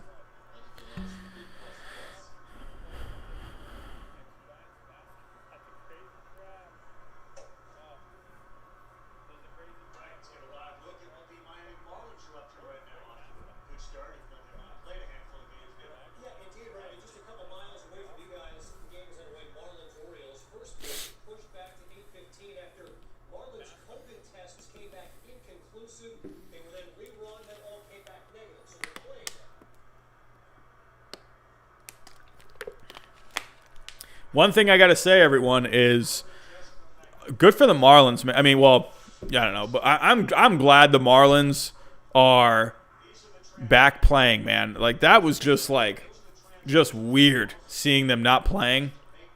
I mean, good thing they're back on the field, man, and the Phillies too. Hopefully the Cardinals can get back to playing here soon. So, Hayden, 5-2 Rays now, man.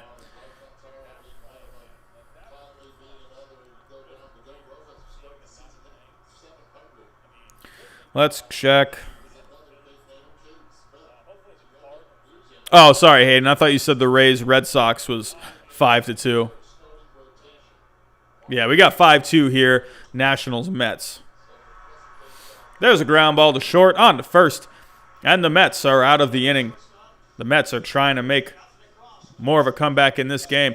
Breaking news, Shohei Ohtani will not pitch again this season. I just said that a few minutes ago, but if you just came in, Shohei Ohtani is no longer pitching this year. He is only going to be hitting this year. So that makes me wonder what are the Angels going to do with Ohtani? You know, Ohtani, man, I'm starting to think Ohtani, I mean, just keep him in the lineup from now on, you know? Maybe, I think you have to, maybe Ohtani can pitch down the road, but I don't know, or start games. But if he's having all these injuries right now with pitching, I mean, I'm wondering if maybe he's just going to be more valuable as a relief pitcher, maybe a closer. That would be awesome. I think that would be amazing if Ohtani can play every day as the DH and then come in to close. That would be really cool. But yeah, with Ohtani, I think the Angels, I mean, what do I know? I don't really know anything, but I would imagine for the Angels, you gotta move forward planning on Ohtani not pitching. I mean, I would imagine, right? I mean, maybe I'm wrong. Maybe it's just like just a setback. But God, as a GM, if I'm seeing Ohtani, having Tommy John and then coming back and going down again with his throwing arm, at that point, to me as a general manager, I would want to probably plan ahead, going forward, and not planning on having Ohtani in the rotation. I would want to go get starting pitching with Ohtani not included in those plans. I mean, you can't count on him. You really can't count on him because you don't know what he's going to do. Victor Oladipo, he did play. Okay. The whole Boston team should have opted out so you guys can have a high draft pick. Yeah, Angel man. I agree. Goodness. If the Red Sox I hope the Red Sox get a good draft pick. I do. I think the Red Sox, they really need to get some prospects in that system, man. Dave Dombrowski really set them. I mean, Dombrowski made some good moves, but I mean, I think a lot of the moves he made did set them back. Craig Kimbrell, they gave up some guys for him, but now we don't even have Craig Kimbrell anymore. What was that trade? I know we traded Manuel Margot was in that trade. Let's see what that trade was. It was Margot. That's right. So the Padres confirmed Kimbrell. So I'm reading this article from back in the day. They gave up Manuel Margot, Logan Allen, Carlos Asuage, and Javier Guerra. So the big piece of that deal was Manuel Margot. So yeah, I guess we really didn't end up losing anything there, but hey, Manuel Margot, he's got a spot in the Rays right now. So, and Manuel Margot was involved in that trade for, what was it for Emilio Pagan? I think it was for Emilio Pagan. Or was it for Tommy Pham? Was it Tommy Pham? Because they made two separate trades, right? Oh, no, it was for Emilio Pagan.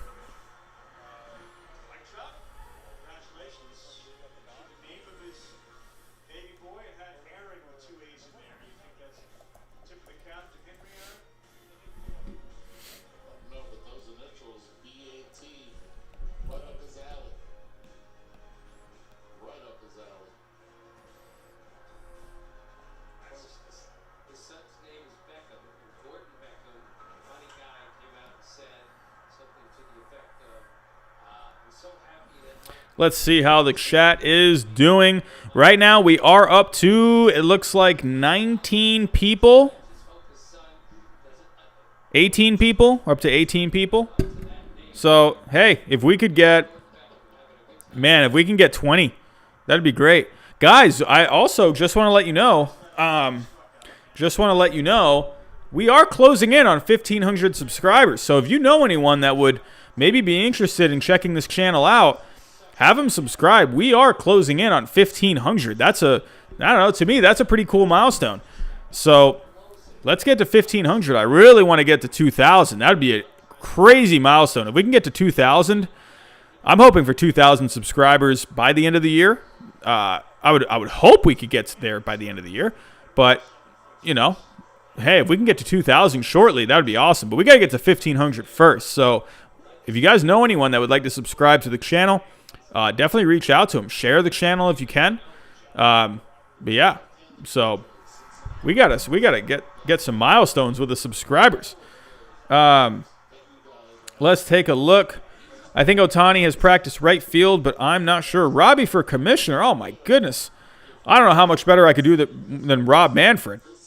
I mean, Rob Manfred is pretty terrible. Maybe I could do a better job. I don't know. Let's see.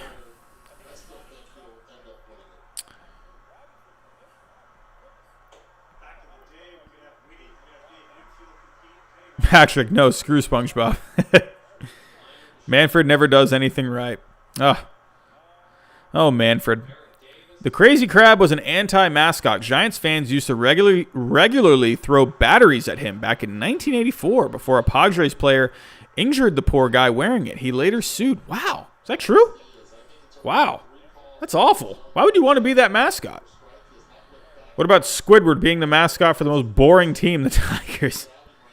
We need a blobfish as the mascot. I agree. We got to get blobfish as the mascot. Does he have fielding experience? I think you mean Ohtani. Could he play in the outfield at all? Since Pujols is still DHing for the next year or so. Hey, that'd be cool. I mean, Ohtani, he has got a good arm, right? Ohtani could, that'd be a very interesting piece of the outfield. I mean, hey, look at Rick Ankiel. He transitioned into an outfielder for the Cardinals. So, I mean, he couldn't throw strikes, but so, hey, Rick Ankiel, he went from a pitcher to an outfielder. I think Ohtani, I think he would be fine. I mean, why not? That would be really cool. Could you imagine an outfield of Shohei Ohtani, Mike Trout, and Joe Adell? What an outfield that would be. Who do you think will be the biggest free agent signing this upcoming offseason? I would probably say Hayden. If I were to say biggest money, probably Trevor Bauer, I would think. Yeah, probably Trevor Bauer. Hey, Smitty C Baseball, what's going on, buddy? Yadier Molina has COVID. Oh, no. Cardinals, man, they're just, man. Ugh, I hope the Cardinals, I mean, hey, if the Marlins could get back, the Marlins are playing tonight. So if the Marlins could get back to the field, then, I mean, the Cardinals can definitely get back to the field. 2,000? Nah, 1 mil. Man, if we got to 1 million subscribers, that would blow my mind. I would, man. With how awesome this channel is, you could get 100,000 by the end of the year. I don't know about that. I appreciate that, Blobfish, but I don't know if we can get to 100,000 by the end of the year. That seems like a 0.00001% chance of happening. So if we could get, right now my goal, hey, just remember with me, guys, I don't know if you have noticed this, I try to stay as humble as possible. This channel still has a very long way to go. I still have a lot of things to improve upon with this channel.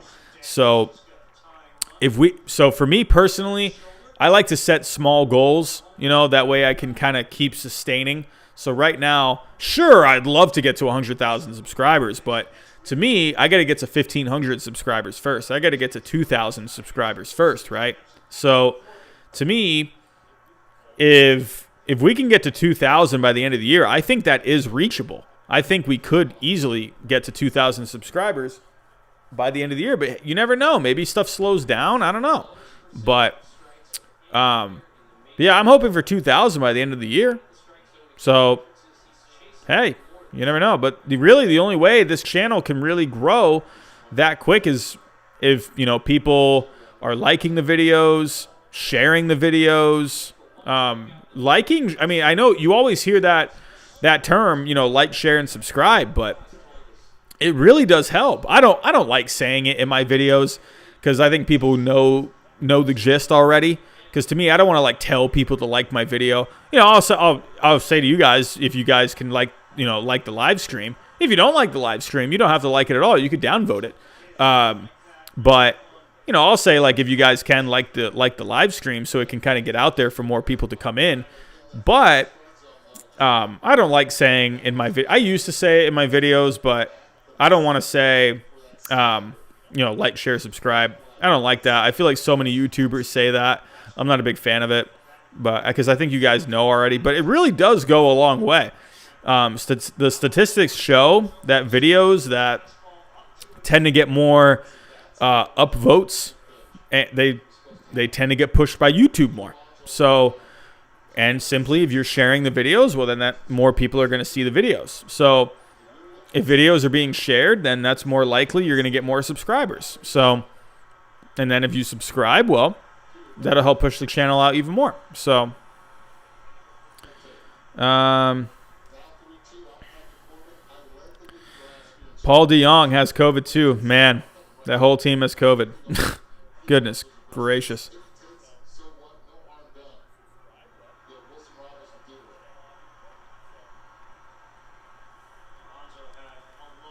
Rick Ankiel is so wired he can't throw strikes on the mound, but can throw strikes from 300 feet away. Rick Ankiel was crazy, man.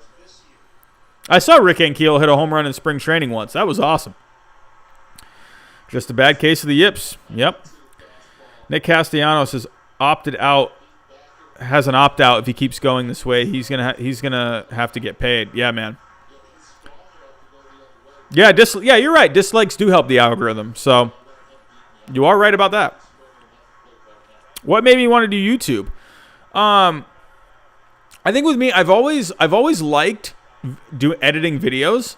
On my Instagram, I used to do these little comedy skits on my Instagram.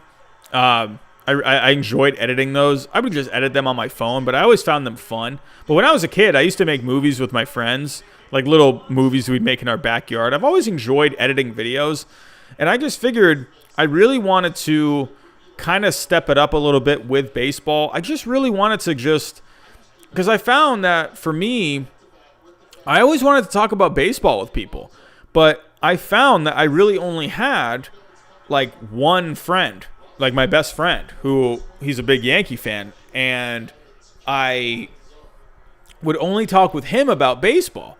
And I always thought, like, why do I not have more friends that like baseball? So to me, I figured, you know what? The best way for me to reach baseball fans, like, sure, I could go on Reddit and I could post and stuff, but that to me, there's not really much of a personal connection with that, Like, yeah, I could go post on Reddit all day, but I'm not really personally connecting with those people. With the YouTube channel, look at how we're connecting right now. We're sitting here and watching baseball together and talking about baseball. It's been great, So, yeah, that's kind of why I wanted to start a baseball channel, is to kind of take my passion for baseball and just talk baseball with people, honestly, and just to give my opinions and learn more about the game of baseball. I'll tell you guys right now, since I've started this channel, I've really learned a lot just about the game of baseball. Like, maybe not the game, but like more of the players. I've learned about prospects. I've learned about advanced stats. Having this channel has forced me to step up my game when it comes to advanced stats and just knowledge of players. So, yeah, this channel has made me get better as a baseball fan, and that to me is great. Another part of it, too, is I would love for this to be a career one day. I really would. And to take a passion of mine, like, I love teaching. I love being a teacher. But if I could have my full-time job be talking about this game that I just love so much, and being able to kind of talk with you guys about what's going on in the world of baseball and what's going on during games and reacting to games and giving opinions and, you know, having conversation. That would be awesome. So, yeah, absolutely. So I'd say those are the two reasons. One being is I want to connect with baseball fans more, and I would love for this to one day maybe be a career. So that's a long way away. I don't see that happening for a very long time, but, you know, if that can happen, then that'd be great. So, yeah, that's pretty much the reason why. Sorry if I kind of rambled there for a bit.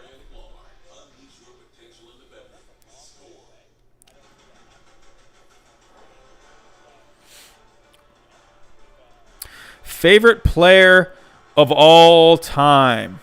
Man, I loved Pedro, man. Loved Pedro. I really liked Curt Schilling, too. I mean, I'm being a bit biased right now, but I really liked Curt Schilling. I loved the competitiveness that he had on the mound for the Red Sox, especially in 2004. I loved Curt Schilling, and going back to the 2001 World Series with the Diamondbacks and the Yankees. He pitched awesome in that game against Roger Clemens in Game 7 of that World Series. That was awesome. Curt Schilling, to me, he is a bit outspoken, especially in politics, but Curt Schilling, to me, was such a competitor, especially in the postseason. Man, Curt Schilling, to me, loved Curt Schilling in 2004. Loved him in 2007. He had to kind of reinvent himself that year. But Pedro Martinez, man. Pedro was such a fun player. In my opinion, probably my favorite pitcher ever. I also really liked watching Tim Lincecum.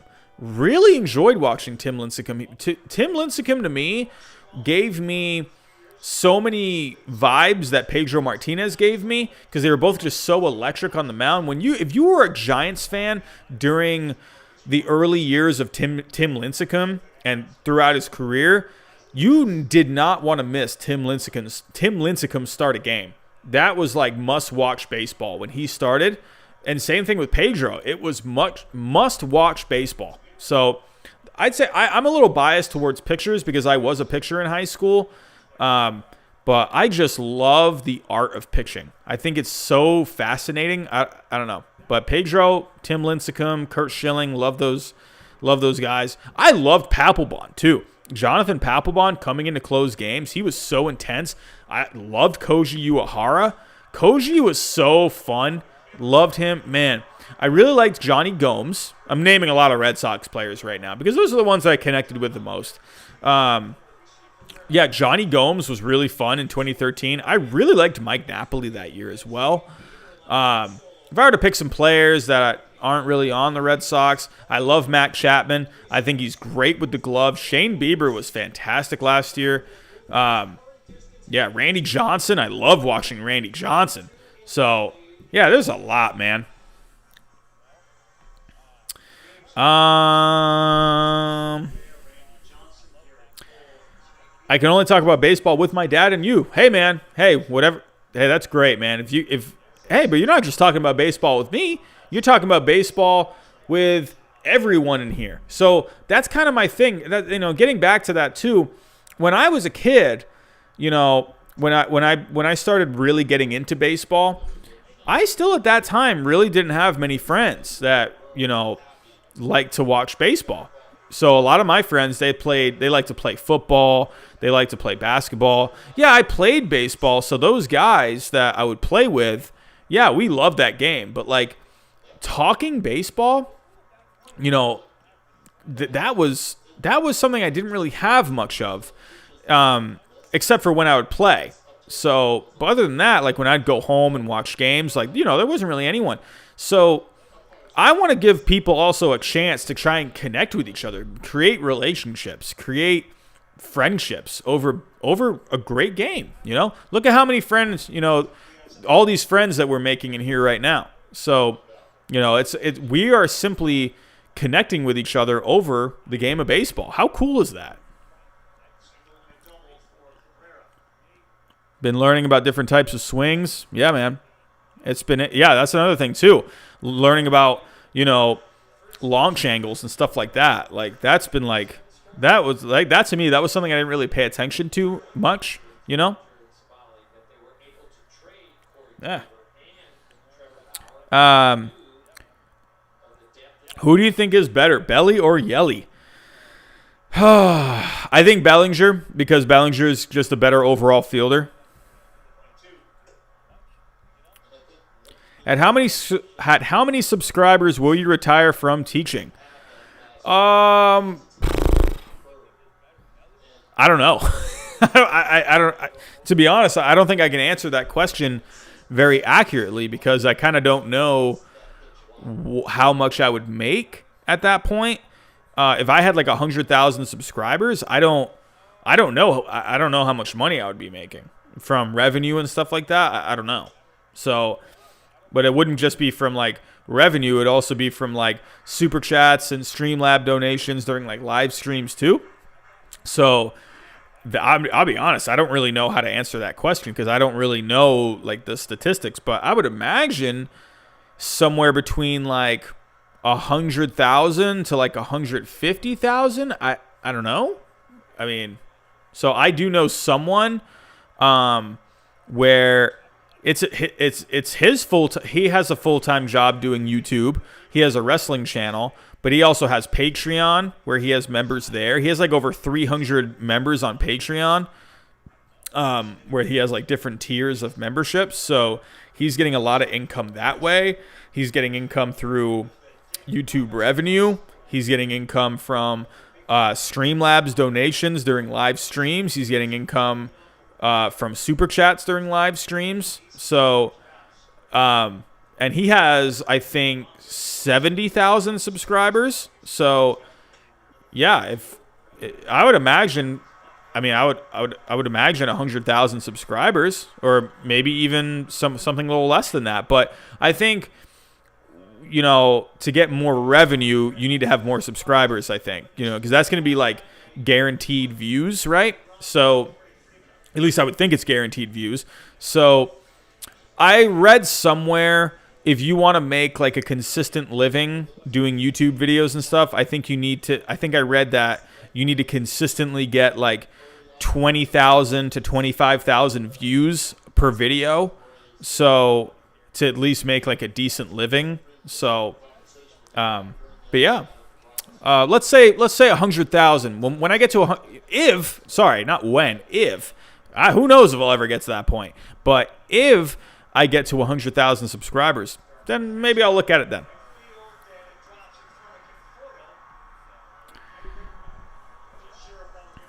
What baseball team do you know the least about? For me, it's the Giants. I'd probably say like a team, I don't know, like the Pirates maybe.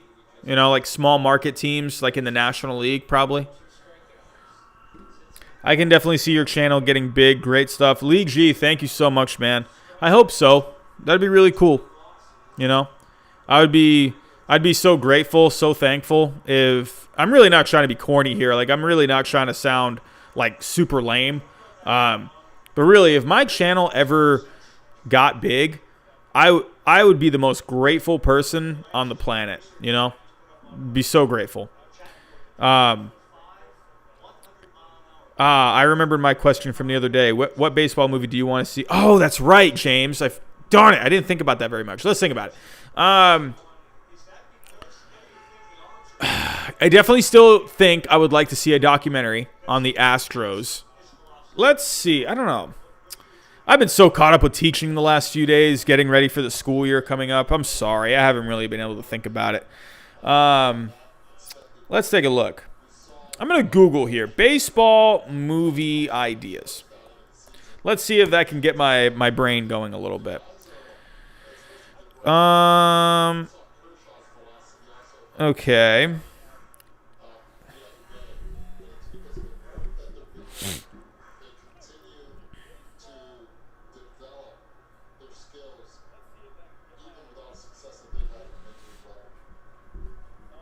I mean, they kind of already did one on the advanced analytics, right, with Moneyball. I mean, they didn't really dive too deep into it. Maybe they could do another one with, I don't know. Maybe people might not like that one. I think for a first, like a one and done, like a, you know, a movie where they looked at like on base percentage and stuff like that. I don't know how another movie like that would be. I don't think that would be great. I don't know if it would really get very far. You need something new. You need something fresh. I don't know. Maybe. Man, I don't know. I'm trying to think if there's any like good stories lately in baseball. Ooh, it could be a good one. Maybe a movie about Barry Bonds. Maybe like the steroid scandal and everything. Maybe something like that. That could be fun. That could be like a drama type of movie. I don't know who the antagonist would be in that movie, but could you imagine like a movie about like Barry Bonds? That'd be crazy. Maybe a movie about Josh Hamilton. That could be fun. I think I could see that. A movie about Josh Hamilton, like coming back from his drug abuse and stuff like that. That could be a fun one. Be a comeback story kind of a movie. That'd be fun. Trying to think. I mean, maybe a movie about Rick Ankiel. That could be fun, right? This guy that had so much promise, and then he couldn't throw a strike anymore, right? And so he became an outfielder, or he came back to pitch eventually, but still couldn't quite do it, and then he became an outfielder instead. That'd be a cool story, right? I mean, that's got a great story written all over it. I don't know. That's all I got. What do you think?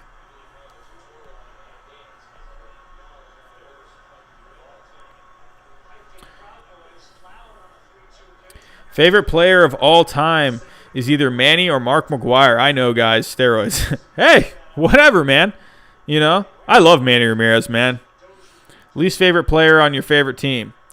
My least favorite player right now on the Red Sox. Trying to think of someone that would be like kind of not just like a bullpen guy. Let me go take a look. I swear, I'm a visual person, so sometimes I need to just kind of look. Martin Perez, I could see being completely infuriating. I mean, he did okay in his last start. He actually did pretty good in his last start. So I could end up seeing Martin Perez just driving me absolutely nuts. I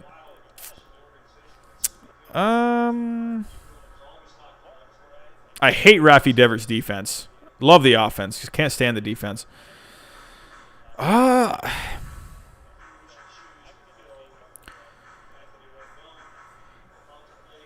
think it's possible this one might. I don't mean to sound kind of harsh about this one, but I could see maybe someone like Alex Verdugo becoming a least favorite player. I worry just slightly about his kind of like his attitude a little bit. He's a fun-loving guy. Like, he really likes to have fun out there, but I think sometimes his emotions can get the best of him. So I have to see how it goes. I just think if he keeps a good attitude in Boston, I think he'll be fine. But, it'd be interesting to see kind of how he develops as a player and just a person as well.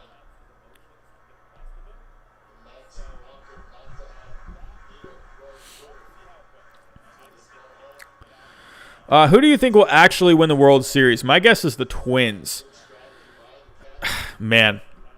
It's funny. MLB The Show, they really like the Twins and the Dodgers. Every time I've done like a simulated thing, there's been a lot of times I've seen either Yankees Dodgers or Twins Dodgers.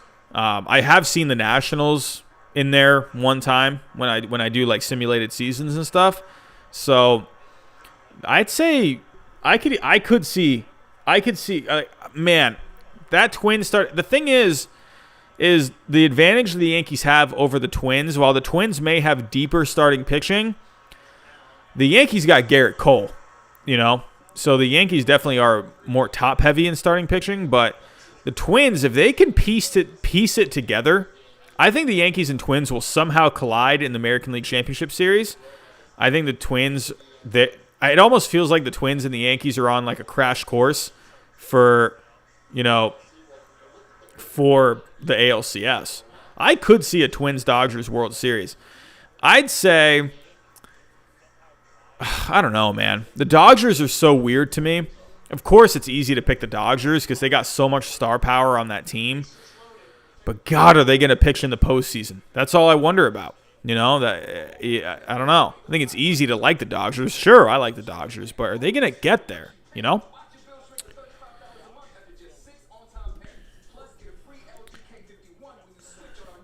Hey, what's going on, Sean?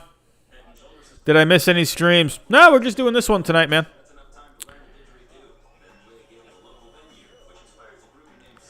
Henry Holm, how do you donate? If you want, if you look at the description, I have a link to Streamlabs. If you click that link, it'll go to my donation page. You can submit a donation through there. You just have to have a PayPal account linked up to it. Or if you look at the bottom of the chat, there's a money sign on the bottom right corner of the chat, and that's where you can do a super chat.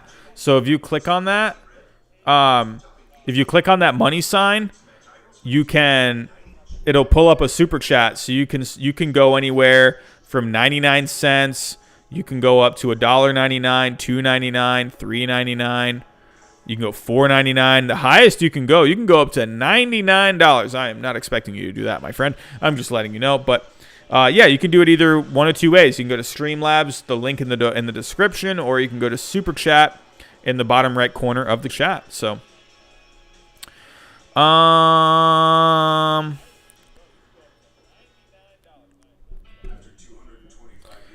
let's see. It's not working, but just saying I would donate like $100 if I could. This channel is amazing. Henry, thank you so much, man. I really do appreciate that. Robbie, will I be here in an hour? I'll be here up until the game is over. I don't get it. You have the best content on YouTube. You don't have 100K. That logic doesn't make sense. I don't know, but I do appreciate that. Hey, man, those compliments to me, they go a long way for me. I will say this. One thing, so again, I don't mean to keep bringing up Mr. Marky Mark, Mr. Giraffe Neck Mark, but there was someone that made a comment about him on Twitter,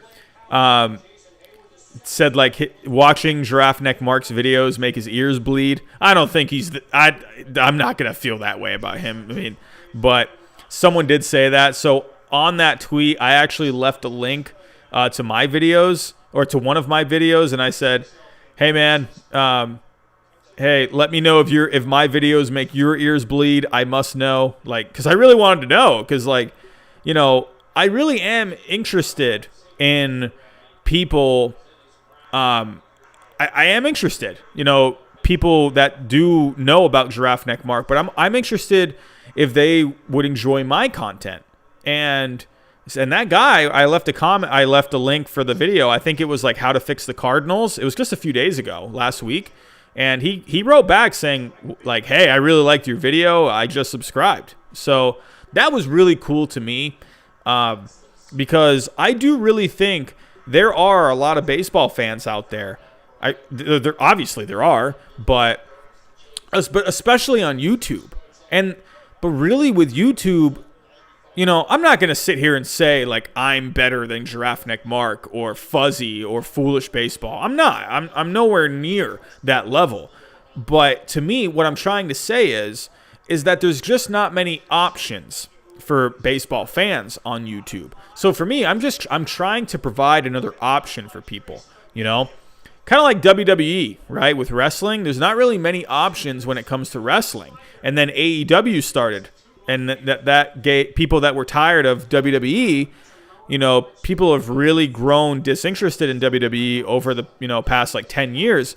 And then AEW started up their wrestling company, and people were like, oh my goodness, thank you so much for AEW. I can't believe it that, you know, there's another really good, you know, wrestling company now. So that's just for me. Like, I'm not going to hate on Giraffe Neck Mark. He's very accomplished. Fuzzy. He's very accomplished. I mean, you know, Foolish Baseball, accomplished. Like, they're great channels. They're fantastic channels. You may not like Giraffe Neck Mark, but this is a guy that consistently puts out content, and he gets views. He does what he needs to do, You may not like his content. I may not like his content. But at the end of the day, the guy's successful, right? I'm not going to hate on someone that's been successful, right? Because he's doing something right. Love him or hate him, he's got your attention. So, But for me, I'm just hoping I can provide another option for baseball fans because I just don't think there's many options, right? Sean Murphy, I can donate later. Hey, if you can, thank you so much, man. If you can't, that's okay too. I'll still love you. Worst baseball movie. I'm going to say this right now. Angels in the Outfield. Angels in the Outfield, to me, I think is such an overrated baseball movie. And here's why. I have one reason. I'm not saying because the story was bad. I am simply saying because the guys that were playing baseball in that movie looked like they had never picked up a baseball in their life. The way they would throw the ball, the way they would swing a bat, it looked like they had never touched a bat or a ball in their entire life. So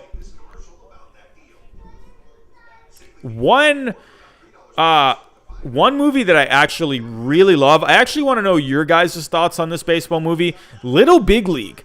Little Big League is such a good movie. It's like a fun movie, not a great dramatic story, but it's a cool, like, fun movie. But there were actual baseball players in that movie. I thought that was so cool, right? And even like Rookie of the Year, right? With the kid that made the Cubs. Like they didn't even look like they played baseball. I like baseball movies where it looks like they played baseball. You know what I mean? It feels more authentic.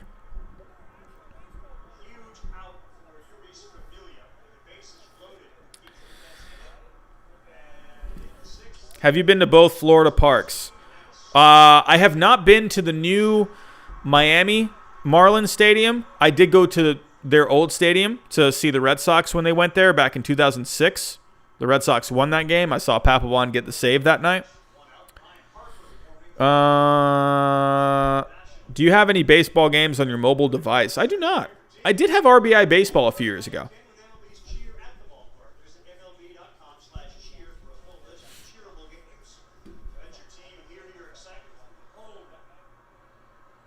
Where are the two Florida parks? Do you mean national parks? Oh, no, he meant the baseball park. So yeah, there's one in Miami and there's one the Tropicana Field. It's in St. Petersburg, right next to Tampa. Make an eight men out type of movie, but with the Astro scandal. That'd be fun. Wow. I feel like I'm really far behind on these comments. Henry Holm, I just subbed. Thank you so much, my friend. Thank you. Appreciate that. I think the Indians will be one of the two wildcard teams and take out the Twins in the playoffs. So, well, Pan, I think, are they? They're not doing the wild card this year, right? Right? I don't know. Alex Combs, hey Robbie. Oh, hey, what's up, Alex? What's going on? Sorry, I guess so into the mode right there of just reading comments. That'd be a good one, Lee. You could also do another corny rom-com like Fever Pitch. Oh, I love Fever Pitch. I mean, that's bias for me, obviously. I love Fever Pitch. Oh, Corbin, he's looking pretty good. Got another strikeout. He is still holding on to a 2-0 lead or a 2-run lead. I'll have to get back to sorry, guys. We've been really having some good conversation here. I'm going to get back to some scores, and we'll get back into this game here in a few minutes. Henry Holmes, shoot, I don't have PayPal. So, yeah, well, you need PayPal for Streamlabs. If you want to donate through Streamlabs, you need a PayPal account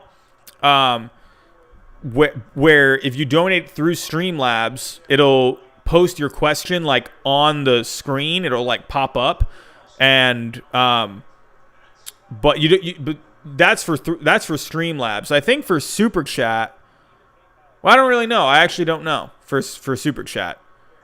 Don't you connect a PayPal account for Streamlabs or for Super Chats? Sorry. Or you just need to have your bank account linked. Okay. I don't really ever do Super Chats. On the one stream, couple streams where I do donate, they have Streamlabs, so I usually donate through that because I like to have my question pop up on the screen. So I always find that fun. But yeah, super chats, they pop up. Well, the super chats will pop up in the chat. But like, what I like about the super chats through Streamlabs is they actually come up on the screen. So that I think is cool. And the money button isn't working. I don't know. Sorry, Henry.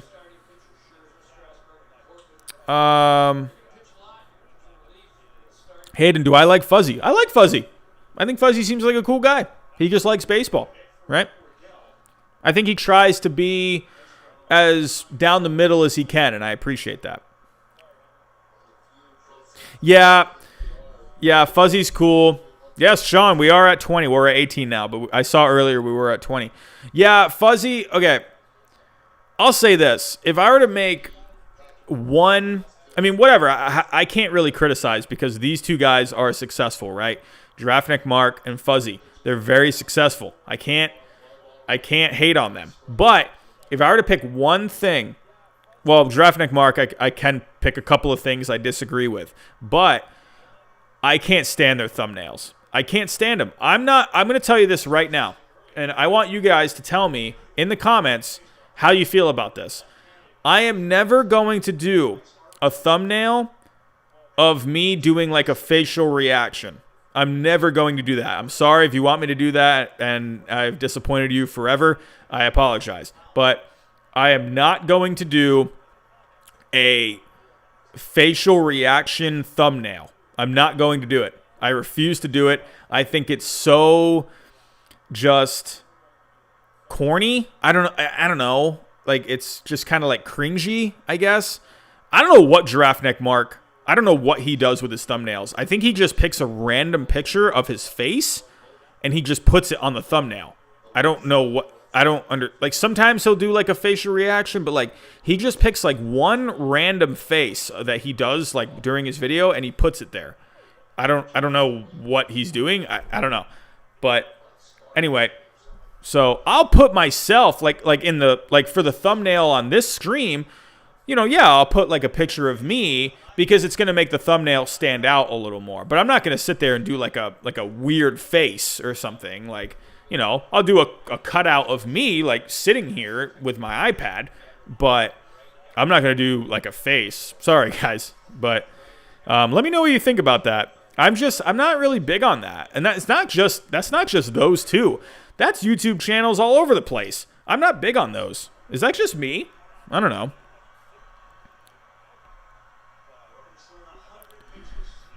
A League of Their Own doesn't get love it should. League of Their Own I got to watch that again. What do you think about The Rookie? Oh, is that with Dennis Quaid? I like that one. Most overrated Red Sox moment. I don't know. I think that's a hard question for me to ask or to answer. So I don't know. I don't know what an overrated Red Sox moment would be. Give me a little bit to think about that. I'm trying to think. I don't know. I remember when the Red Sox traded for Eric Gagne, everyone was freaking out about that. And that ended up being very overrated because he was so bad. I don't know if that counts. Anybody else want to play like 2005 Mario games right now for some reason? Hey, I'd be all about Mario. I like the Mario baseball game. That was cool. You know what? Now that you said it, Now that you said that, I kind of do. Yes, GameCube Mario. Yes, that was a good. Yes, that's exactly what I'm talking about. Got to go. My power is going out because of the tropical storm. Bye, Robbie. See you, Aiden. Oh, I got to go in 5 minutes. That's okay, Henry. Mets are fighting back. The Mets are fighting back here. They're starting to get into this. So let's get back into the game. Let's get it back into a couple of games. Let's go check the scores. So right now, the Mets, they do got a couple of guys on here. It's 5-3. Patrick Corbin, he's starting to labor here in this game.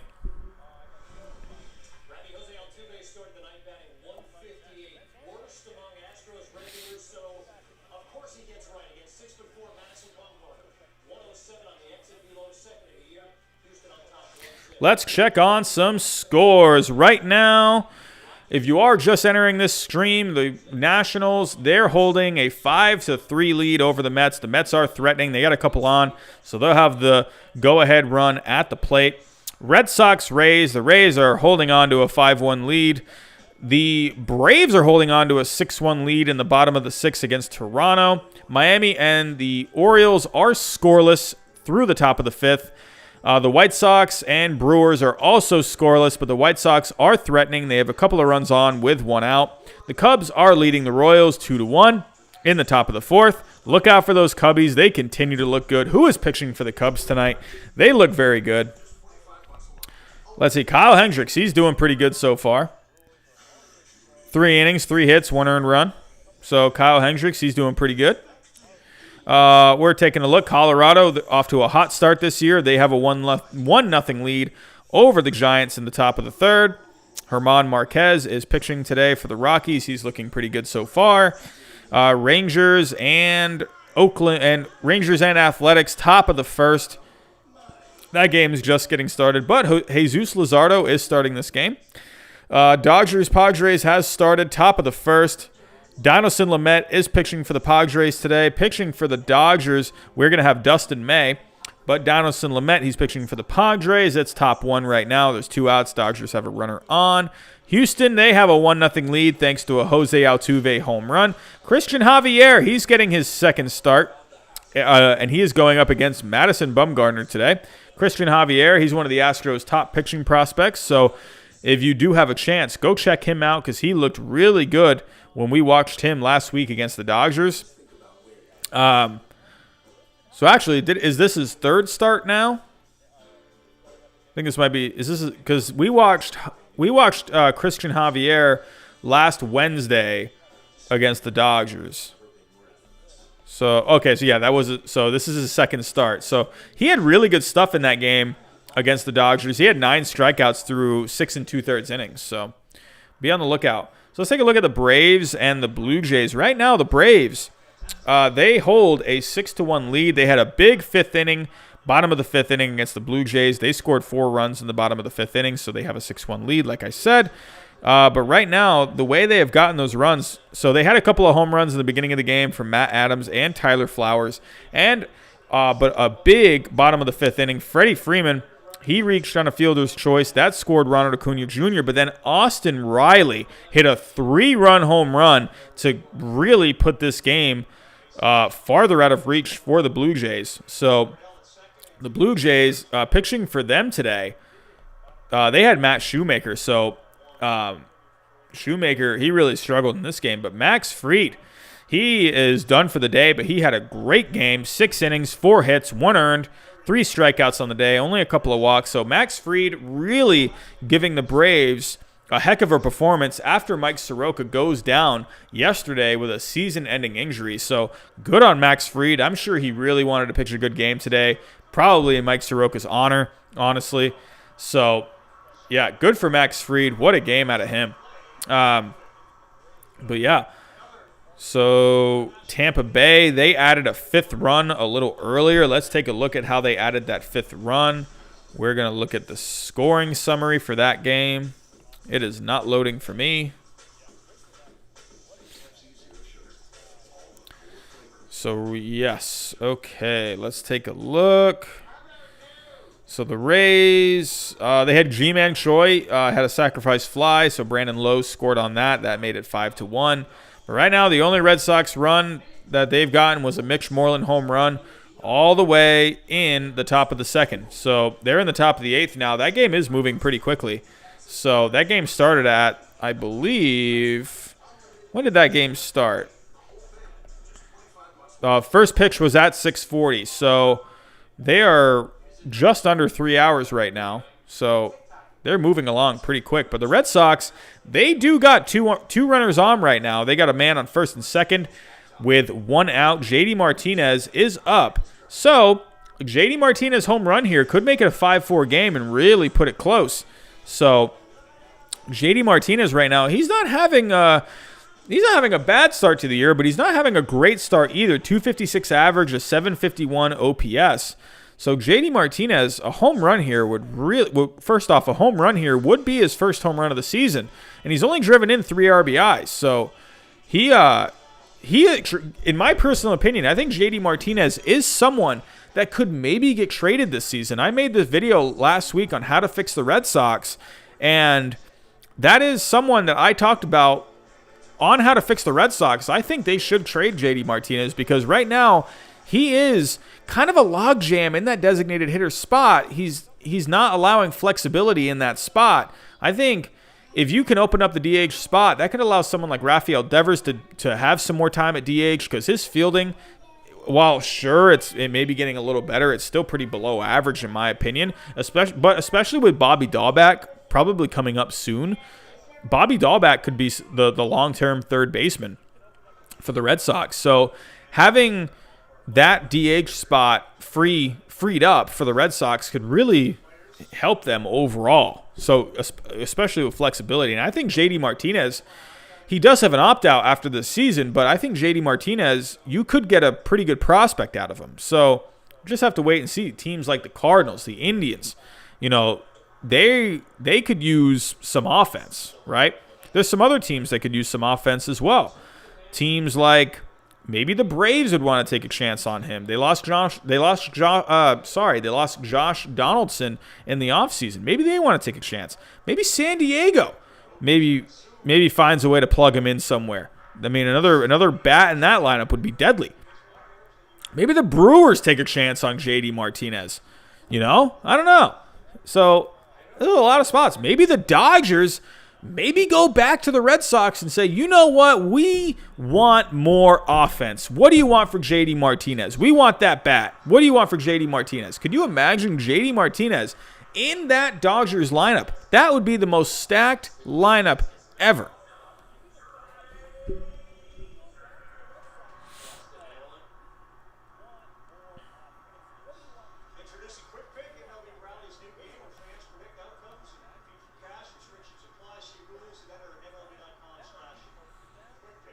Let's get back to the chat.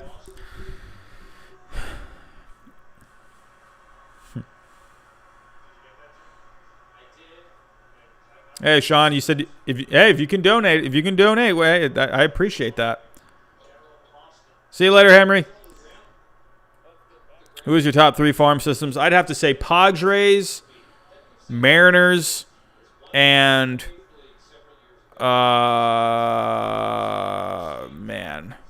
definitely Padres, Mariners, Marlins. Yeah, Padres, Mariners, Marlins, I'd say. Some other decent farm systems, too.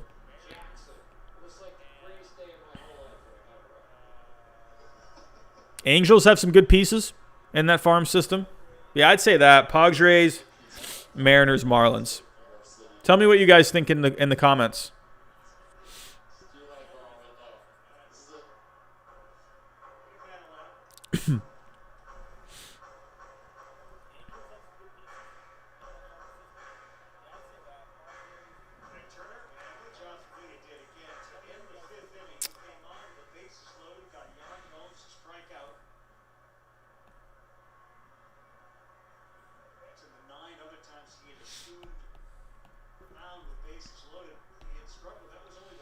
So right now we are checking back in with this game. We got Juris Familia on for the Mets.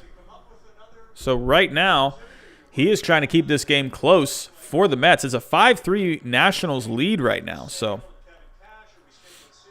just to let you guys know, we are 21 subscribers away from 1,500. So if you guys know anyone that might want to come along to come check out the content on this channel, tell them if you can, share any videos with anywhere you could. Share them on Twitter, share them on Facebook, wherever. Yeah, really, let's really try and get this channel to 1,500. That'd be a really cool accomplishment for all of us.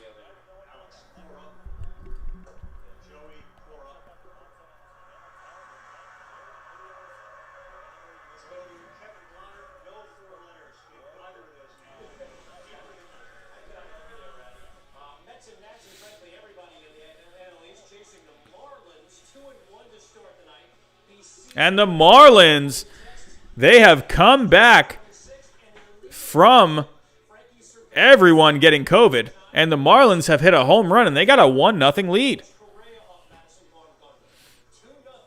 Carlos Correa hits a home run for the Astros. It's now 2-0 Astros. They've gotten home runs from Altuve and Carlos Correa. Could Carlos Correa be a sneaky MVP candidate this year?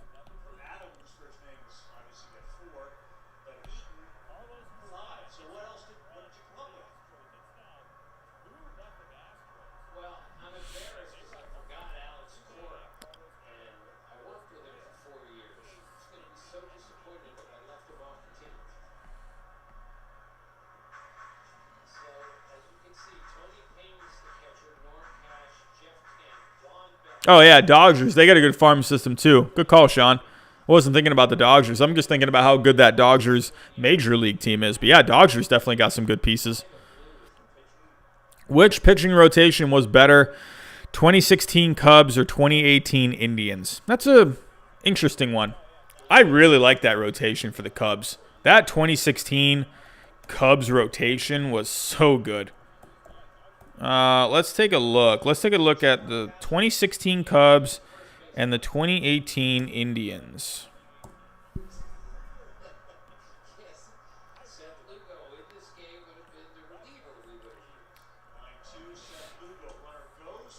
So let's take a look at the 2018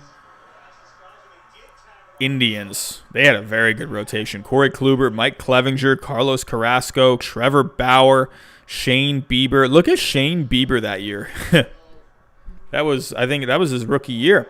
4.55 ERA. But Shane Bieber, that was a sign right there. Back in 2018, Shane Bieber, he had a 3.23 FIP.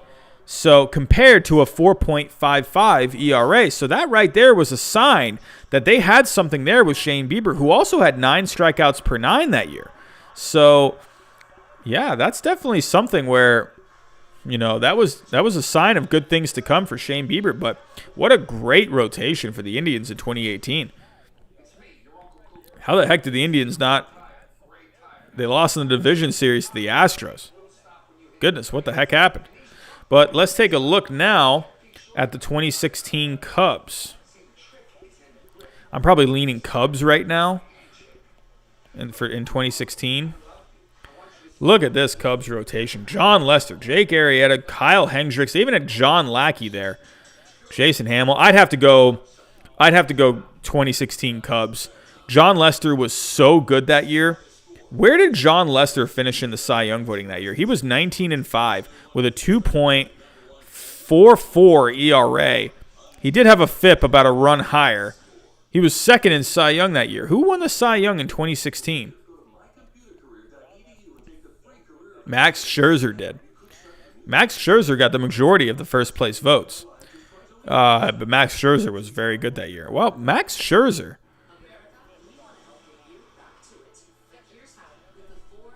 Max Scherzer did have a higher ERA, but let's take a look at his FIP that year in 2016.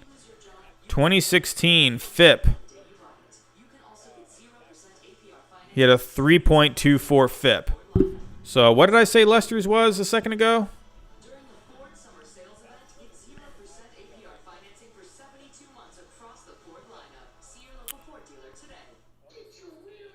That's interesting. Yeah, John Lester, he didn't have a much higher FIP. But I think Scherzer had more strikeouts by far. Looks like Lester had 197. He had 197 strikeouts, about 9 strikeouts per 9. And Max Scherzer. Let's see, Max Scherzer. Max Scherzer definitely had a lot more strikeouts, way more than Lester, about 100 more. Yeah, Scherzer in 2016, he had 11 strikeouts per 9. So, yeah, I could see definitely why Scherzer won the MVP that year. But comparing the 2018 Cubs and the 2016 Cubs and the 2018 Indians rotation, I'd have to go with the Cubs. The Cubs won the World Series that year, so got to go with the World Series champions, right? But if you're just comparing the regular seasons, I'd still go Cubs.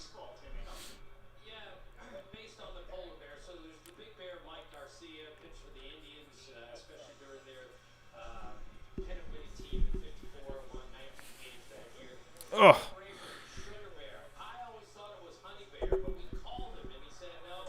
What do you think the M's do with Haniger, assuming Kelenic and Julio work out? It's going to be interesting to see. Julio's still a couple years away.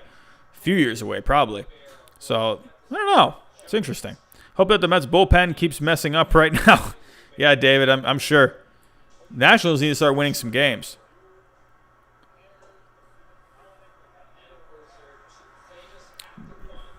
Yeah, that was a good play. Second favorite team would probably be the Cubs. Yeah, I've always had a soft spot for the Cubs. I completely forgot you were live. What's up? What's up, sports kids? Welcome, welcome, welcome. Go Nats. Yeah, man. I think the best hitter in Major League Baseball is Chris Davis, hands down. Man, that year Chris Davis had, what year was it? Like 2013 or 2014? 2015? Can't remember the year exactly, but he was so good one year. He struck out a lot, but goodness, he was hitting the ball miles.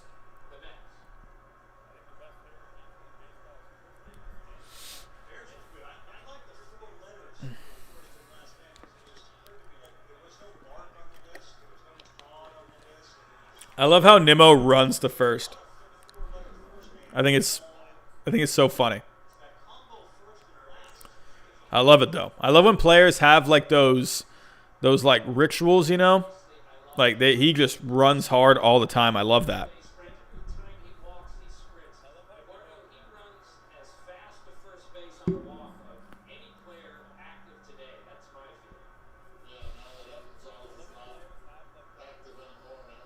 Oh, Sean, am I doing a stream tomorrow? No. I won't be doing a stream tomorrow.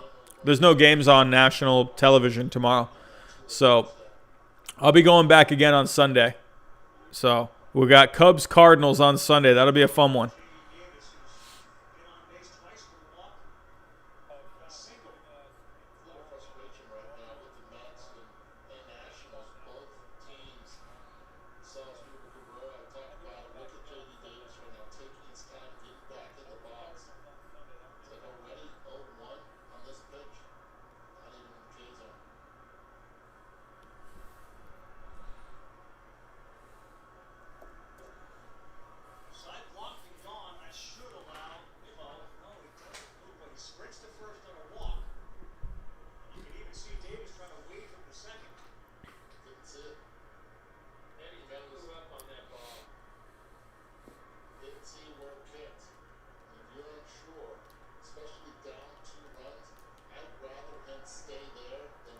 All right, so we got J.D. Davis is up. He is the tying run right now for the Mets.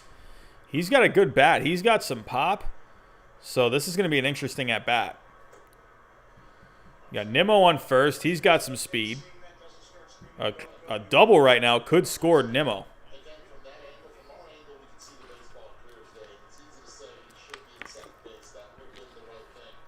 The Nationals got guys ready in the bullpen.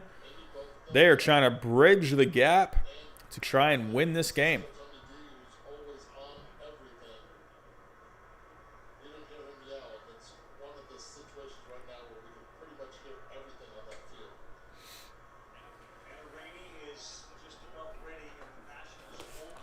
So that's Rainey up in the bullpen. Okay.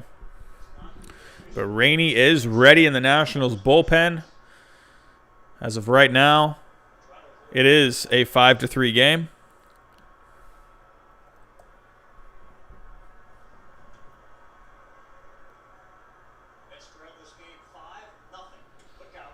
Oh, and he walks. So the Mets have 2 runners on. It's a 5-3 game, and this brings up Pete Alonso. Pete Alonso's coming up. He's having a slow start to the year so far. He only has 1 home run on the year so far after hitting what felt like 1,000,000 home runs last year. But Pete Alonso is coming up. That's a lot of power. A 3-run home run from Pete Alonso would put the Mets out in front.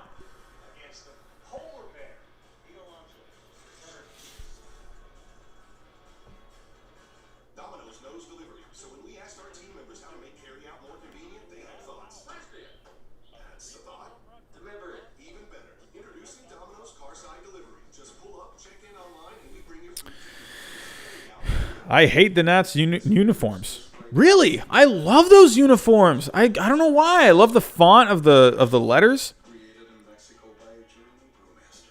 It's not just any beer now, it's Dos Equis, the most interesting beer. Funny how the relief pitcher's last name is Harper. Yeah. Are you or ever have been a power lifter? I try to be. So I do compete in powerlifting. So, well, I haven't competed now in a couple years. But, yeah, I was all about doing powerlifting competitions for a while there a couple years ago. Come on. No. Only Discover has no annual fee on any card. Dr. Pepper and cream soda is here. A new combo that's music to my ears, okay? Cream soda. Dr. Pepper and cream soda.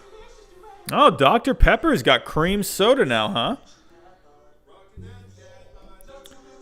So, Sean, tell me, what do you not like about the jerseys? Is it like the color of the fonts, or I don't know?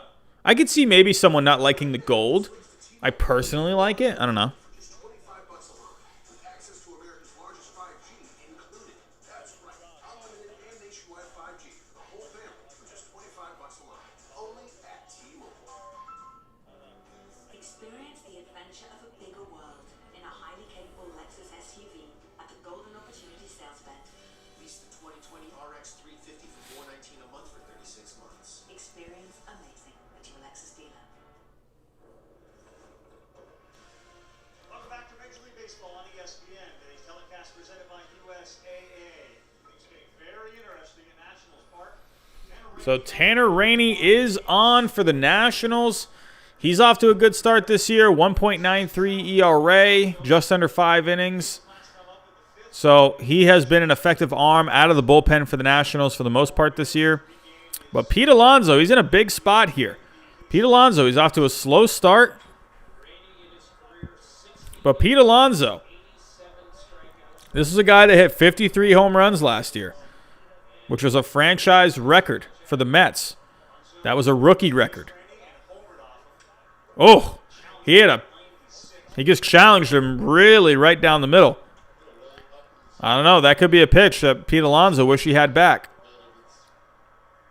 Pete would love to have that pitch just a little bit lower. 1 for 1, 1 home run off. Rainey, it was a big one.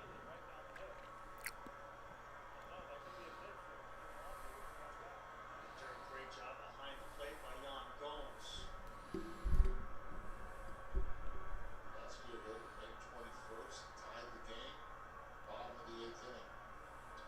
Eddie, does it help at all for Alonso that he stayed back his last time up and served that ball out to right field instead of jumping at it? Maybe he takes that into this at bat. No, the Mets are hoping Pete Alonso in a big spot here for the Mets, trying to put the Mets out front. Oh, nice slider down and away.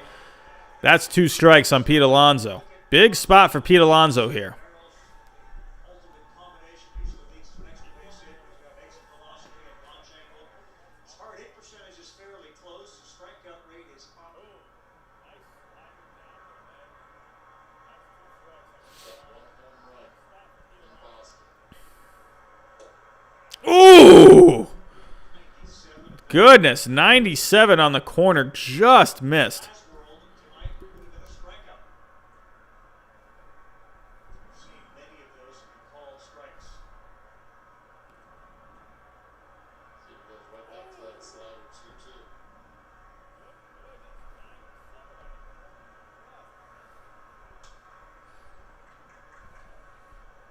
Stays alive. That carried it in runners. Frankie, that's awesome, though. Man, he did Mets physique, huh? That's awesome. Same. Same. I will be forever obese.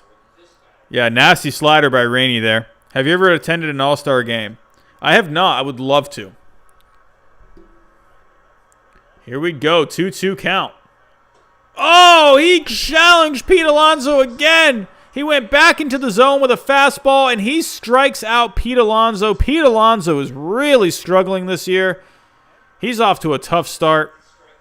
That was a big spot for Alonso there. That could have been a great spot to try and break out of a slump. But Rainey just challenged him. He didn't try to work around Alonso. He went right after him. Couple fastballs in the zone in that at-bat. That was a little on the outside part of the plate, but yeah.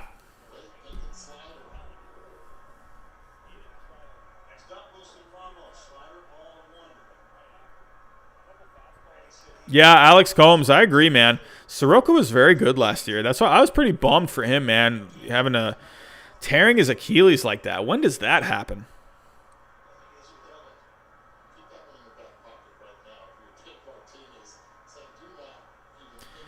Well, hopefully one day we'll get an All-Star game in Miami or in, I don't know.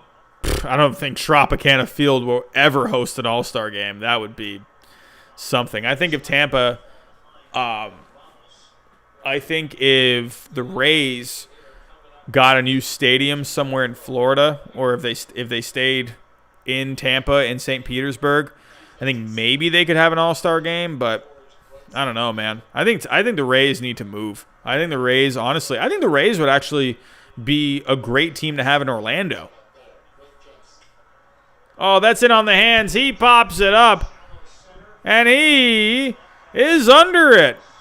And that is 2 outs. So after having 2 runners on with no outs, the Nationals, Tanner Rainey came in, and it is now 2 outs. And the Nationals, they're trying to hold on to that 5-3 lead. The Cubs, they are up 4-1 after a home run. Didn't quite see who that home run was from. But let's take a look at some scores around the league. So, yes, Cubs. Let's go see who just hit that home run a little earlier ago. It was Jason Kipnis. He had the home run. It made it a 4-1 game. But Jorge Soler had a sacrifice fly in the top of the 5th. So it is now a 4-2 game in Chicago. The Red Sox are threatening in the top of the 9th. They are threatening in the top of the 9th. They have the bases loaded, 1 out. Jackie Bradley's up. Jackie Bradley singled on a ground ball to short. Vasquez moved to third. Pilar came to second. So right now it looks like they are challenging the play. So I am not sure what's going on with that. So, sorry guys, I am going to turn away. No. All right, fine. Yeah, I'll turn away. No, I'll wait. I'll wait for this. And then I'll go to my Red Sox. I'm going to see if Tanner Rainey can get out of this jam.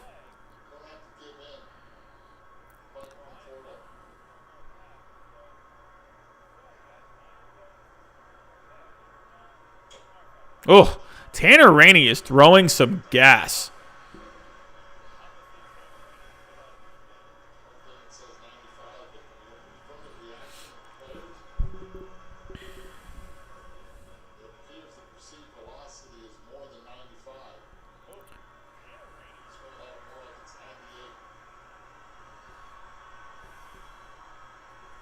All right, 1-2 count.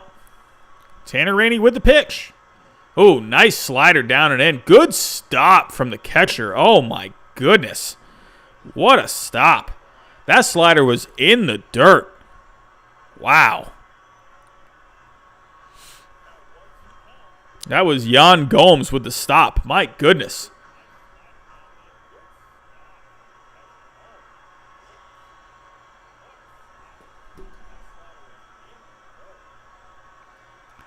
Here we go, 2-2 count. Tanner Rainey looking to get out of this. He challenged him. Oh, it's popped up. And the Nationals get out of that jam. Tanner Rainey comes in 1-2-3. And the Mets could not capitalize with 2 runners on and no outs. Tough break for the Mets. Let's go check on my Red Sox. Let's see what's going on.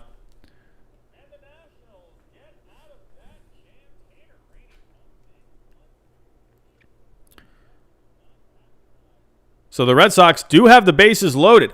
They got 1 out. I am moving as quick as I can to get to this Red Sox game. It has been a dud of a game for the Red Sox the entire game, but they got the bases loaded with Jose Peraza coming up. Nick Anderson is coming in to try and lock this down for the Rays. He's coming in to replace Ryan Thompson. Let's see. Oh, actually, I might not be able... I can't watch that game on MLB TV because it's in Florida, so it's blacked out for me. Thanks, MLB. The Major League Baseball blackouts are just awful. But I should have the channel, I hope. Shows the moment a massive explosion erupts in Beirut, Lebanon, reducing buildings in the port neighborhood to rubble, causing anxiety around the world. Here in Sunnyside, Queens, Muhammad Oz, I don't even know if I can watch it. and immigrated to Queens as a young Oh, I do. child, Okay. is still in Yay. All right, good. I was hoping I could watch the Rays game. I live in Florida. Here we go. Nick Anderson is on for the Rays to try and lock this game down.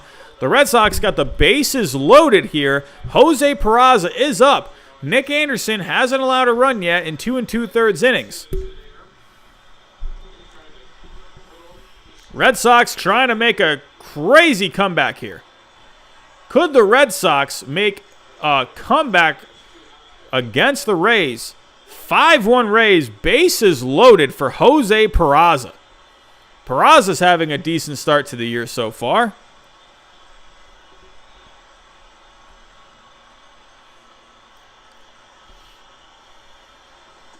Oh, Nick Anderson went upstairs, challenged him.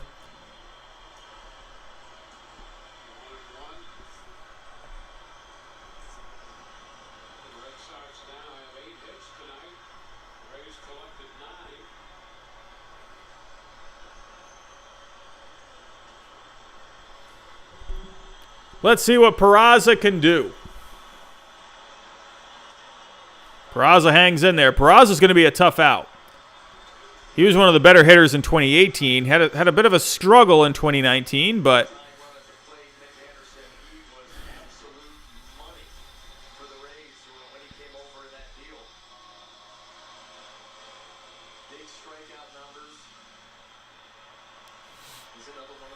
Nick Anderson looking to get out of this jam for the Rays. Bases loaded for the Red Sox. He comes set. Peraza's ready. He goes upstairs again looking for the strikeout. Peraza will not bite at that. It is now a 2-2 count for Peraza. Bases loaded here in Tampa. 5-1 Rays. Red Sox having a miserable season so far. They're looking for anything to give them any kind of happiness in this season. Could Peraza tie this game up? He challenges him again with the fastball, and Peraza again fouls it off. What will Nick Anderson do here?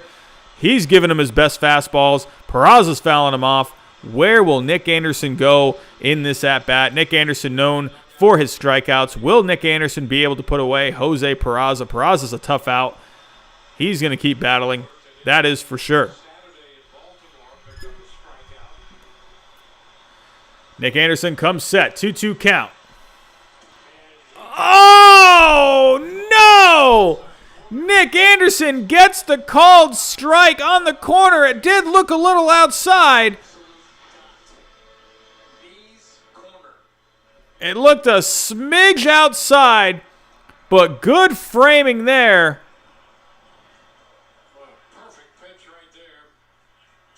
That was not a perfect pitch. I'm sorry, Rays announcers. Not a perfect pitch. That was a little outside, just barely, though. It was close enough to get the call. But Andrew Benintendi, he has been off to a very tough start this season. Could Andrew Benintendi turn his season around? Could he hit a game-tying grand slam? He does have a grand slam in his career.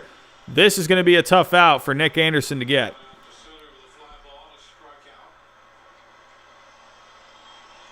See you later, Frankie. Thanks for coming out tonight.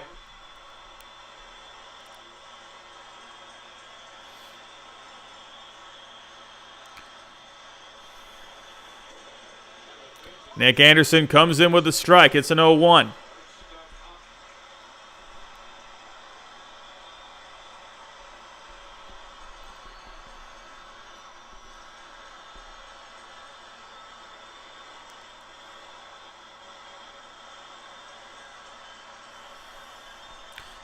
Nick Anderson, he came in out of relief in this inning to try and put the Red Sox away.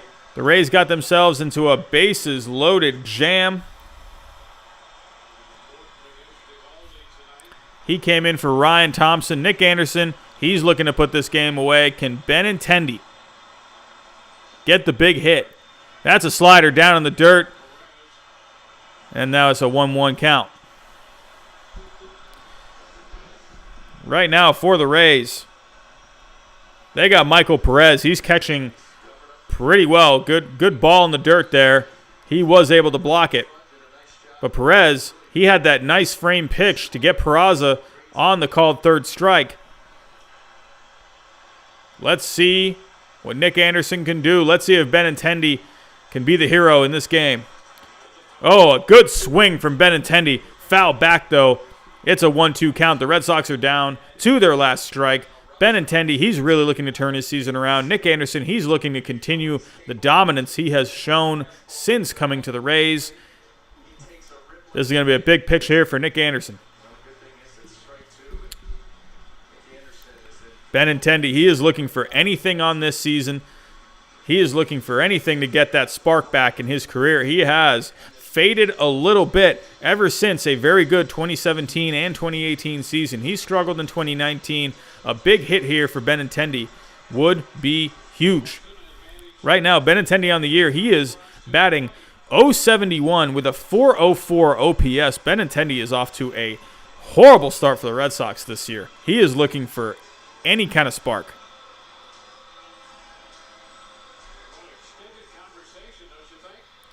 But they know Benintendi, he is a very good hitter. He could break out of this slump at any point. That was a long conversation there for Perez and Anderson. So here we go, 1-2 count. Nick Anderson comes set. Benintendi's ready. 1-2 count. The pitch. Oh, good swing from Benintendi. Nick Anderson went right after him. Benintendi, he hit that one pretty far. But that was foul.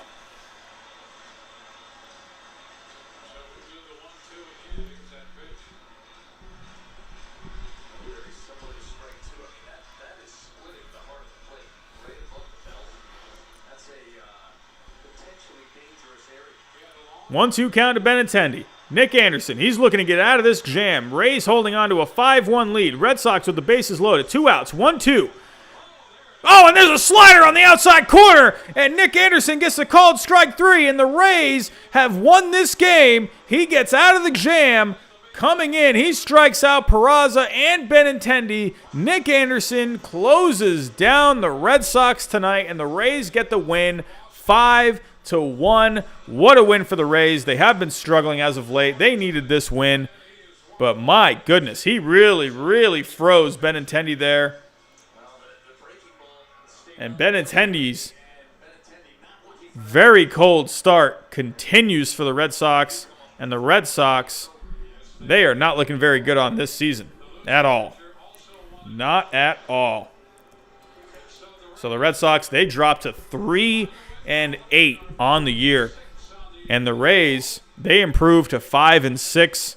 The Rays are trying to build any kind of consistency they can this season. And the Red Sox, they're just looking for any good news at all in this season. And they're not finding it in this game.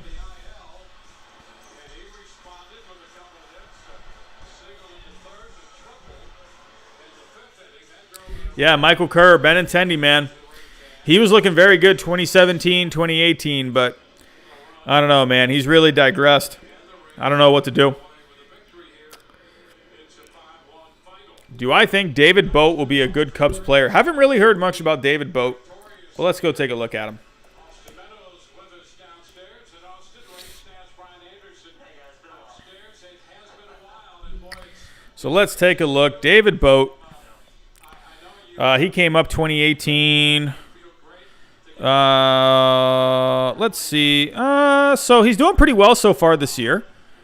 20 at-bats. Got a couple home runs, hitting 250. But he does have an on-base percentage of 375. So he's got a double so far in the year.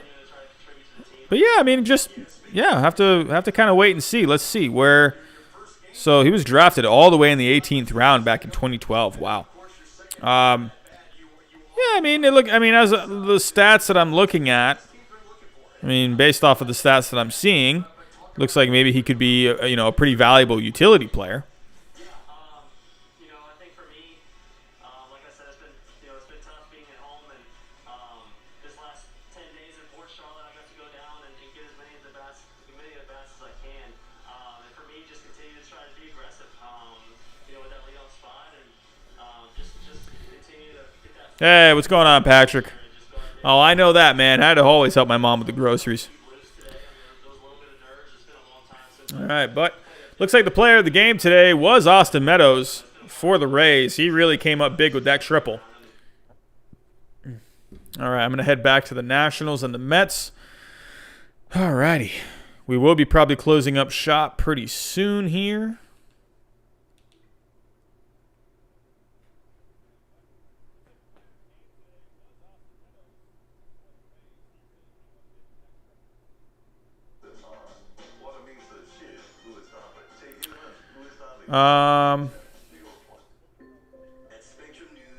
Hold on one second, Sean.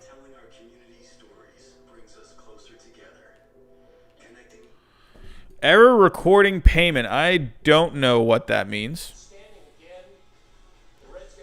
I can look into that really quick.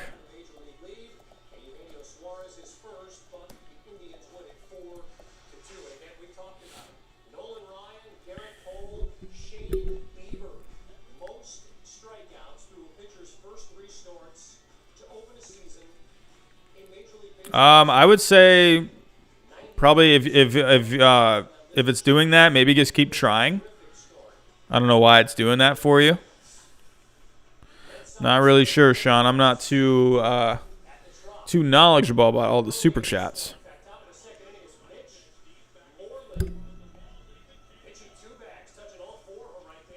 Sorry, Campaign Baseball. Dude, final question. Would you rather have the Red Sox win the World Series this year or have them win the World Series 2 years in a row, except forget it after one day? Wait, hold on. So let me get this straight. So have them win the World Series 2 years in a row, except you forget it after one day. Oh, man, I don't know. Oh, that's not fun.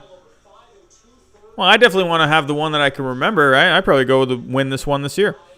See you later, Robbie. This is the best stream you have ever done. Thank you, Campaign Baseball. Much appreciated, my friend. Hopefully we get some more people for the next one on Sunday night. But it was great talking to you tonight, man. Thanks for coming.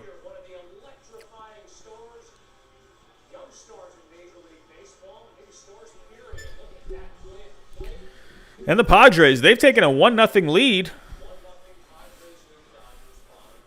against the Dodgers. So let's check out some scores. Oh, there is a rain delay. And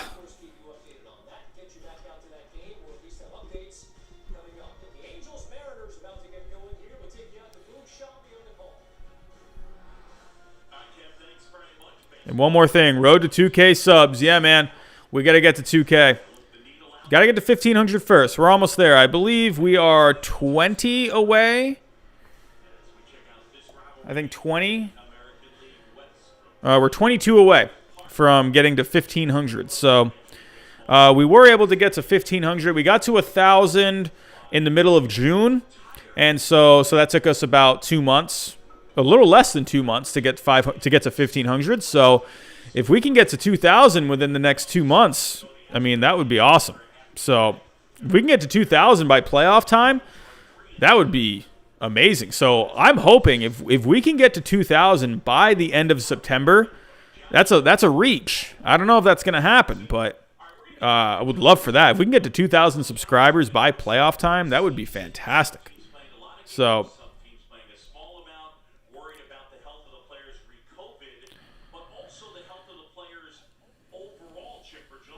are you going to do a Mariners game stream at all? I would love to, honestly. Are the Mariners on ESPN at all this year? Or Fox? Regular spring training, 6-7 weeks long. Pitchers are able to work themselves into shape. Let's take a quick look.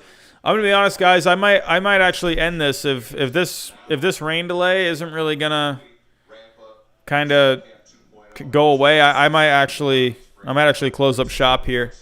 I gotta wake up nice and early tomorrow. I gotta go to school in the morning and get to work on some stuff. Let's see. So we're taking a look. I don't know. Are the Mariners even on at all this year? God, I would hope they can get at least one game.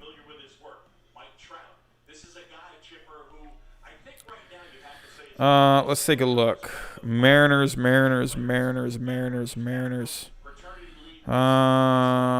mean, come on. If the Orioles can get on TV against the Phillies, I'm sure the Mariners can get in there somewhere. Let's take a look. Sunday here. I don't know. I'll have to check the schedule. I would love to do a Mariners game, honestly. I think the Mariners got some fun players that I want to watch. So I do have MLB TV, so maybe I can just put it on through MLB TV, but I would love it more if it was through ESPN. We'll just have to wait and see. I'm going to look. You can stream any game on Reddit. Oh, I didn't know that. That's okay, Sean. That's okay. I'm not really sure. I can make sure I have my super chats enabled. I did get a super chat earlier, so I don't see why it wouldn't work. I don't know. Does anyone here have any idea about what Sean's saying about error recording payment? Not really sure, but Sean, that's very generous of you, my friend. That would be amazing. That would be the all-time donation. That would be amazing. That would go absolutely right to the channel. That would totally, help pay for the new laptop coming in. That would help pay for the new camera that I got. So that would really help out towards the channel. And that would be the all-time donation. So that would be cool. But yeah, I'm checking to see if my super chats are enabled.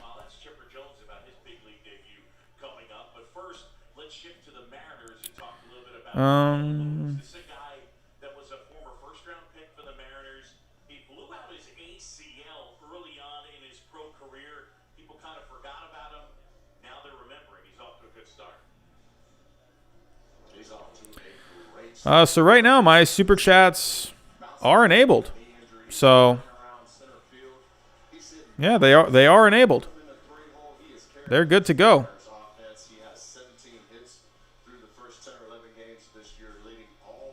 So I don't know. I say just keep trying. I'm not really sure. Maybe check to see because I know sometimes it won't let you type as much or something. So make sure you haven't gone over the limit in the letters that you can type.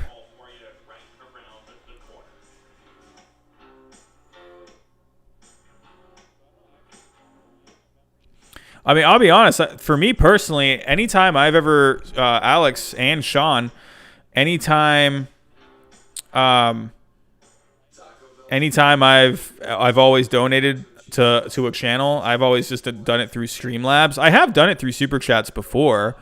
But yeah, no, Alex, no. If you do want to donate, you can just do it here.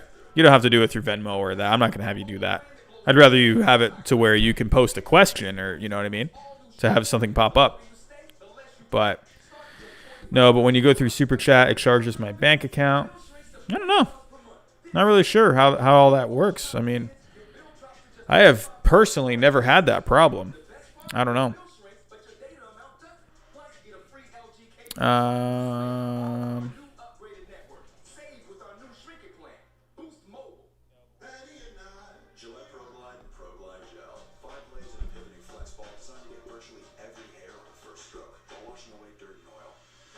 So you're ready for the day. Clean shave, But while you guys are maybe trying to figure that out, I'm going to go check out some scores. So as of right now, the Nationals and Mets are in a rain delay in the top of the 8th. But the Braves, they have really opened up things against the Blue Jays. It is 10-1 Braves right now. They are just having a heck of an offensive just onslaught right now, especially a game after Mike Soroka goes down for the season. So let's take a look at how they've scored their runs. They had a couple of home runs in the bottom of the 2nd. Freddie Freeman, he reached on a fielder's choice to make it 3-1 in the bottom of the 5th, and then Austin Riley hit a 3-run home run. Dansby Swanson, who's having a great start to the year, he had a 2-run double. That was followed up by Adam Duvall. He had a single that scored Dansby Swanson. And then Johan Camargo had another double. So the Braves, their offense is looking fantastic this year. They had a very good offensive game against the Mets on ESPN Baseball, ESPN Sunday Night Baseball. So this Braves offense is looking great this year so far. Let's take a look. I actually just saw that. This is, I guess, some breaking news. I mean, I'm not sure if this was reported earlier. I didn't see it. But Joe Adell is making his debut. The Angels' top prospect, Joe Adell, is making his major league debut tonight. He is playing in right field, and he's batting 7th in the lineup. So how crazy is that? So, again, if you didn't catch that, I just said it. Joe Adell, the Angels' top prospect, he is making his major league debut tonight. He's batting 7th, and he's in right field. So, hey, fantasy baseball, go pick up Joe Adell. That could be something that actually might go. I might go pick up Joe Adell myself right now. But, yeah, actually, I'm going to go see if Joe Adell is available in my fantasy league. I actually had a heartbreaker of a fantasy league last week. I lost by 10 points. That was a heartbreaker. So, but I am leading this week, 46-38. So, but let's see. Can I pick up Joe Adell? I'm sure he's been picked up already. My league is pretty busy. I'd imagine Joe Adell is already. I'd imagine someone already actually drafted him.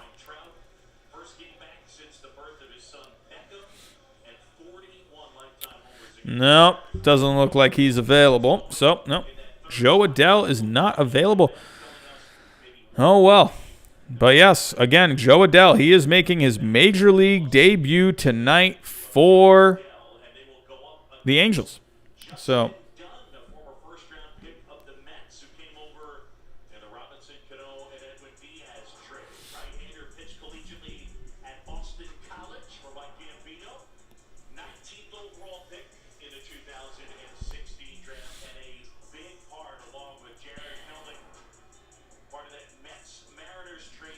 oh, hey, and it says rain delay shouldn't be too long. Okay.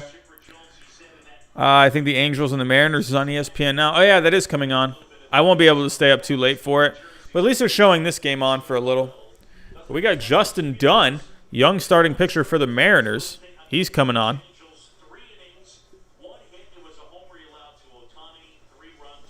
Oh, Sean, did you figure it out? Take a look at how the stuff plays here tonight.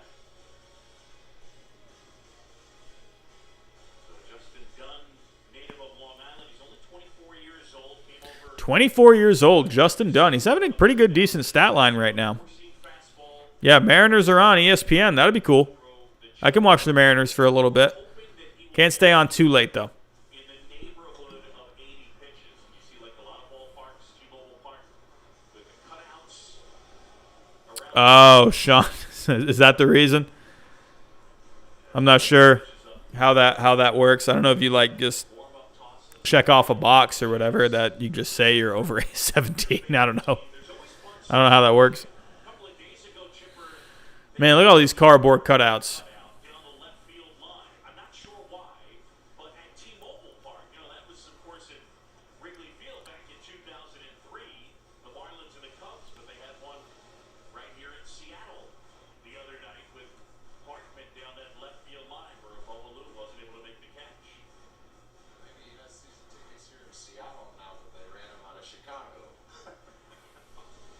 It's actually a fun game today. You got Mike Trout. Got a fun.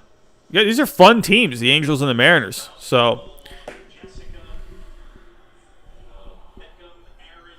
No. No, Alex. They have a Bartman.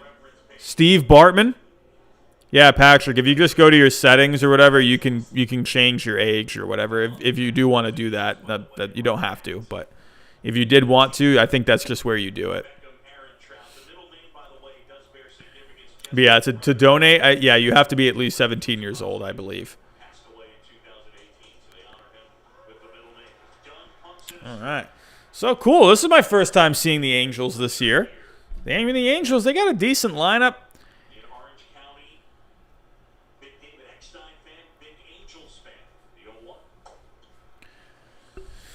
Let's take a look at Justin Dunn. Justin Dunn.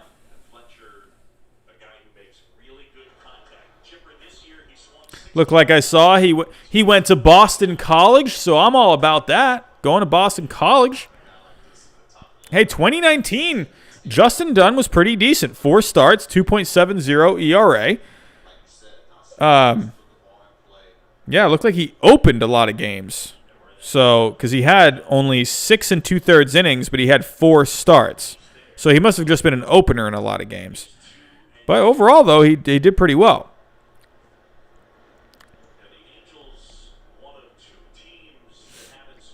Yeah, Justin Dunn. This could be a guy for the Mariners that could end up being, talented pitcher for a few years for the Mariners. So.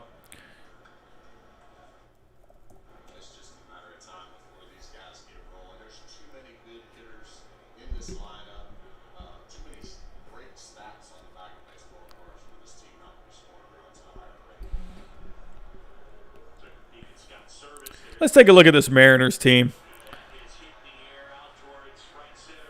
Oh.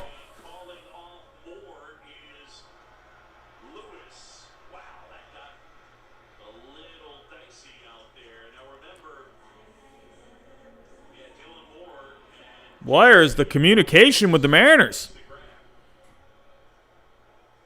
What is Kyle Lewis doing?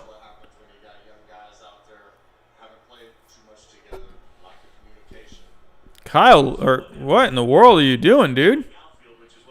Kyle Lewis, it's like, what are you? The right fielder had that one, and he's just like coming on in.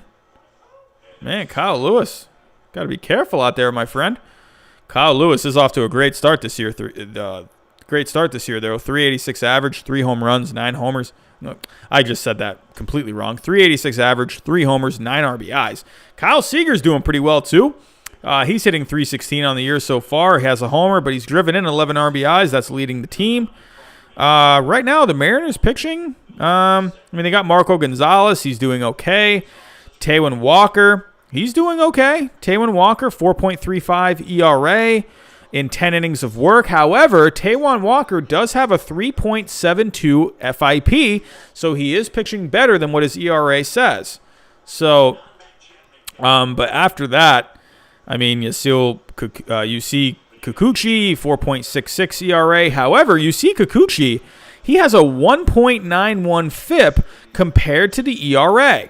So, wow, you see Kikuchi, he's actually doing pretty decent, and he has 13 strikeouts. So, look out for UC Kikuchi. Mike Trout hits it deep, and that is gone. Mike Trout. Mike Trout with his first home run of the year has gone deep. That was a laser to left center. Mike Trout, home run. First home run of the year. After just having a baby, he comes back and he has hit a home run. Mike Trout is right back to his Mike Trout ways, and that was not a bad pitch. That slider, it did hang up a little high in the zone, but it was outside. And Trout just took it to left center. What in the world, Mike Trout?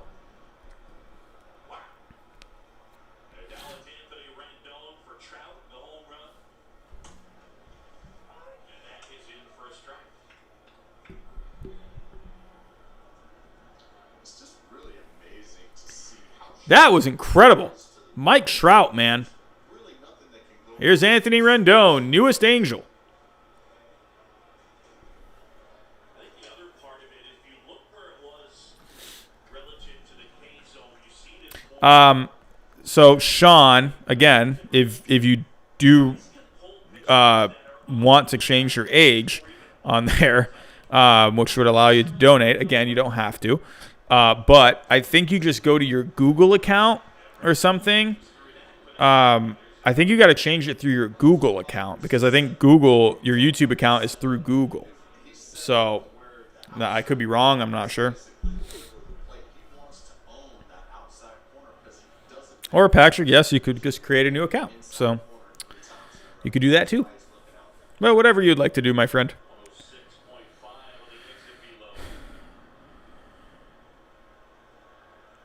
I don't know if you watched Zach Sample, but he posted a few videos out in Boston lately. Oh, I'll have to check that out.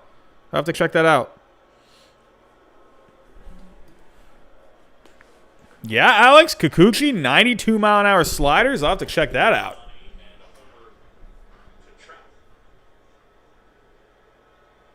I really want to see Joe Adell. I'd love to see Joe Adell before I get out of here tonight.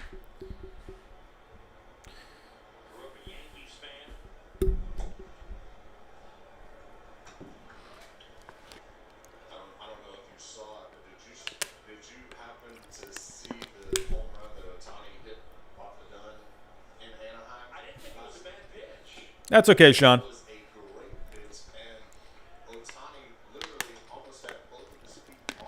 Not a problem at all, my friend. I still love you. Not a problem at all.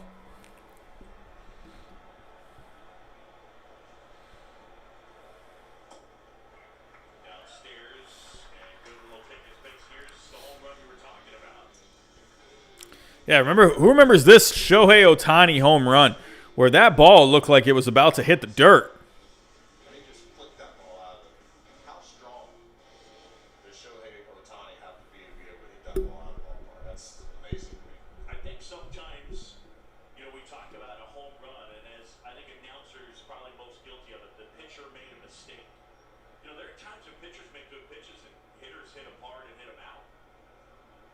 Oh, the Cardinals are good?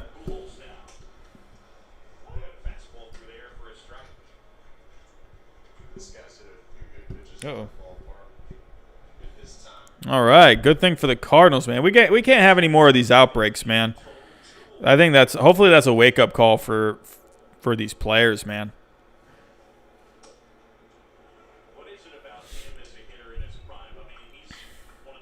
Cardinals cleared to travel, return to field after latest round of coronavirus tests. So it looks like the Cardinals-Cubs game should be back on for this weekend. I hope. Yes? That would be great. Can we please make sure we have the Cubs-Cardinals this weekend? That would be fantastic. Oh, thank goodness, man. My, oh, my. Here's Albert Pujols up for the Angels.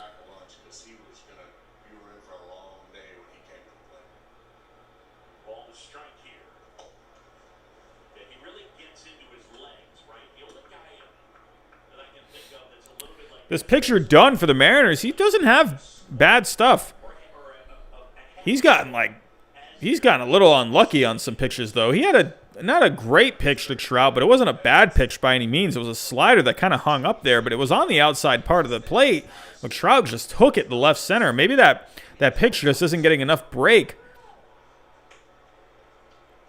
And then that one pitch to Ohtani, it was in the dirt.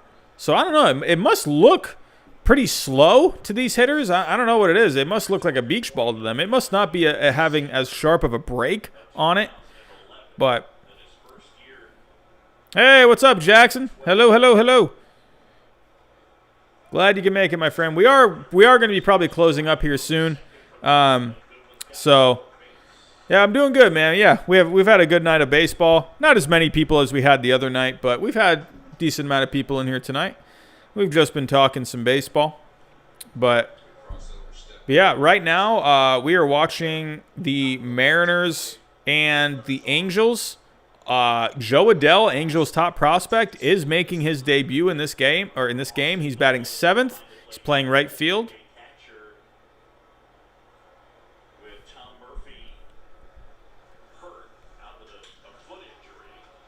Pujols hits it deep. And Pujols has taken him deep. And Mike Trout and now Albert Pujols have homered in this game. And the Angels now have a 3-0 lead thanks to the 2-run home run from Albert Pujols. He just crushed that ball. We were talking about the Angels not scoring in the first inning. I think they heard us when we said that.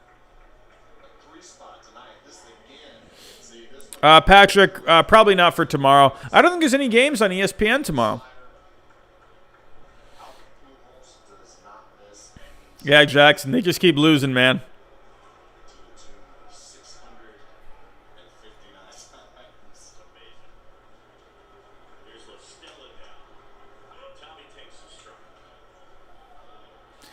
La Stella is up for the Angels. I would love to see Joe Adell.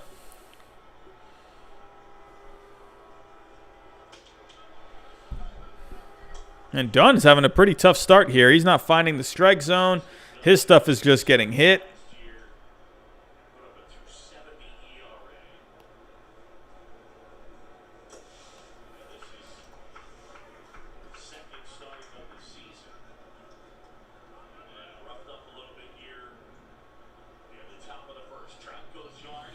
All right, so let's check on some scores around the league. The Marlins, they have a 3-0 lead against the Orioles.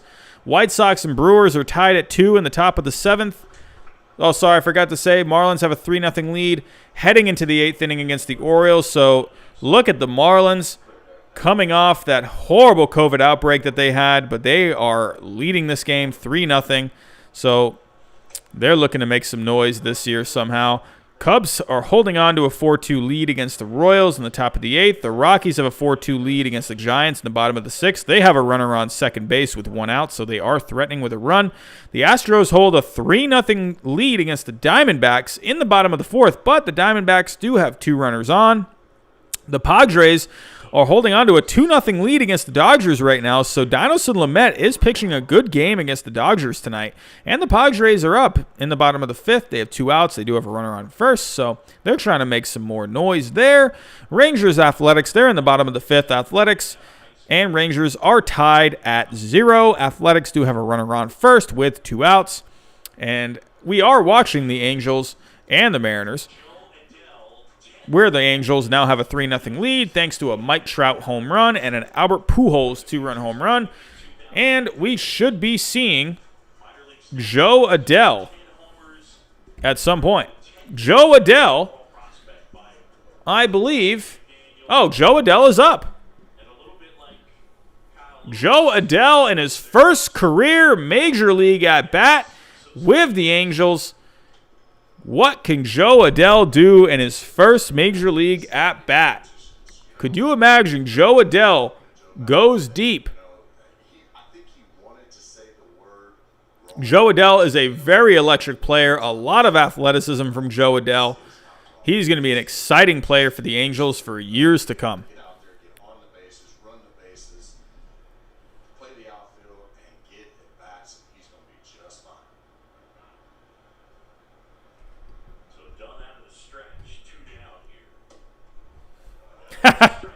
Hey, what's up, Sean? Oh, man, I didn't know you were 80 years old. Wow. 518 last year in the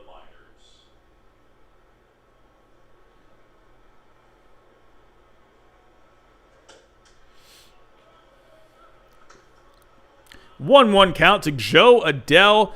If you are just joining us, Joe Adell in his first major league at bat, making his debut for the Angels tonight, batting 7th, playing right field in his first career major league at bat. He swings and misses at that slider. It is a 1-2 count to Joe Adell.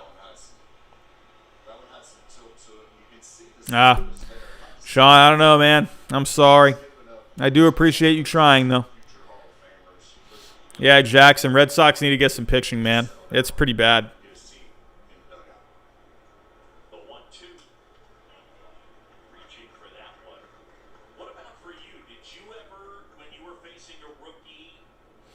you ever process the interaction that he's young and he's out there a little scared of Chipper Jones?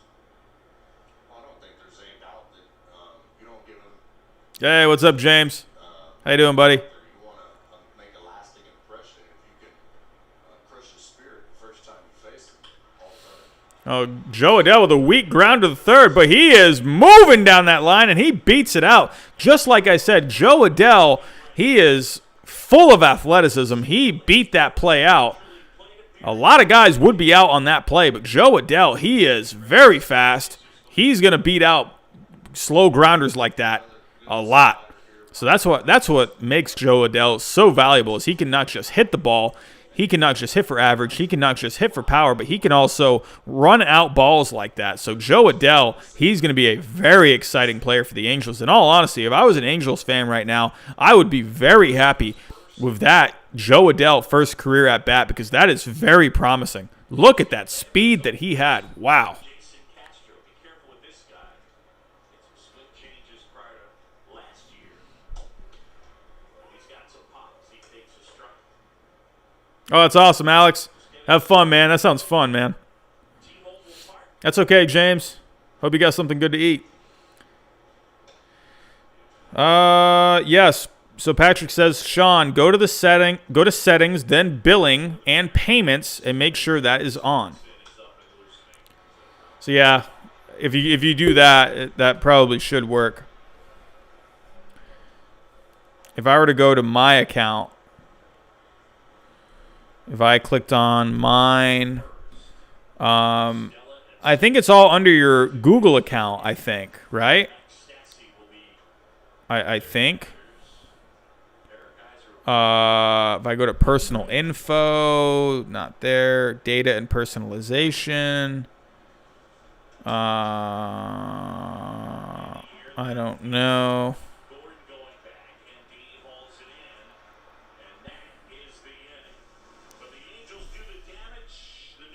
I don't know how you, I don't know. I've never actually I've never had this problem with super chats before.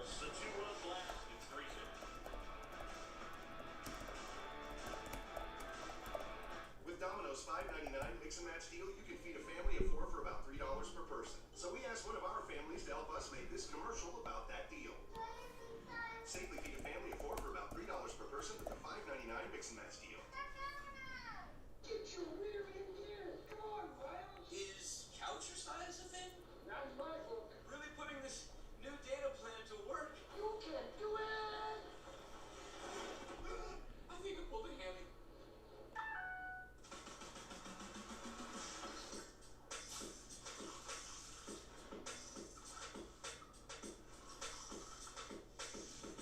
Yeah, I'm not sure, man. I'm trying to find.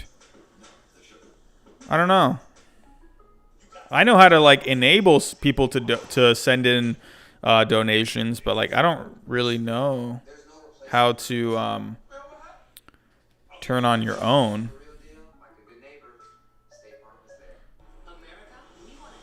Turn on your own to donate.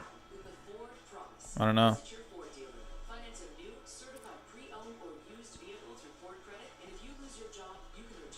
I'm looking. You can also get 0% APR financing for 72 months across the Ford lineup. Let us help get you back to it. During the Ford Summer Sales Event, get 0% APR financing for 72 months across the Ford lineup. See your local Ford dealer today. I don't know. Scott Service, fifth season as the Mariners. Probably anyone else in the chat's probably got a better understanding than I do.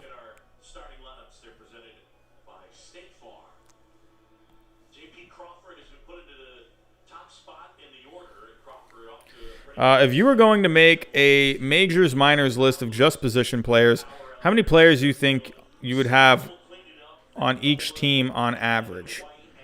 So let me get this. Okay, if you were going to make a majors minors list of just position players, how many players do you think you have on each team on average?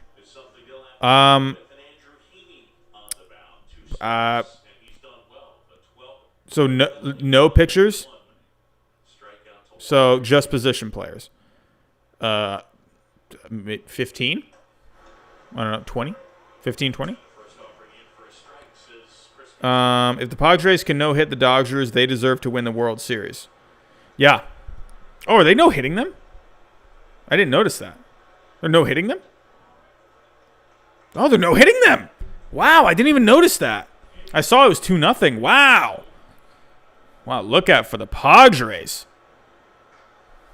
I might have to post my Padres, why the Padres are going to win the World Series first before my Blue Jays one. I'm sorry, but I may have to put the Padres one first. If they can no-hit the Dodgers tonight, oh my goodness, I might have to post the Padres one first.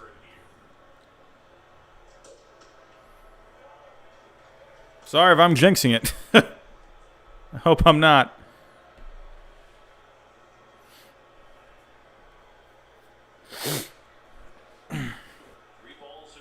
Yeah, Sean, that's what I was trying to figure out for you. I couldn't find where billing and payments is. Hold on, let me see. YouTube.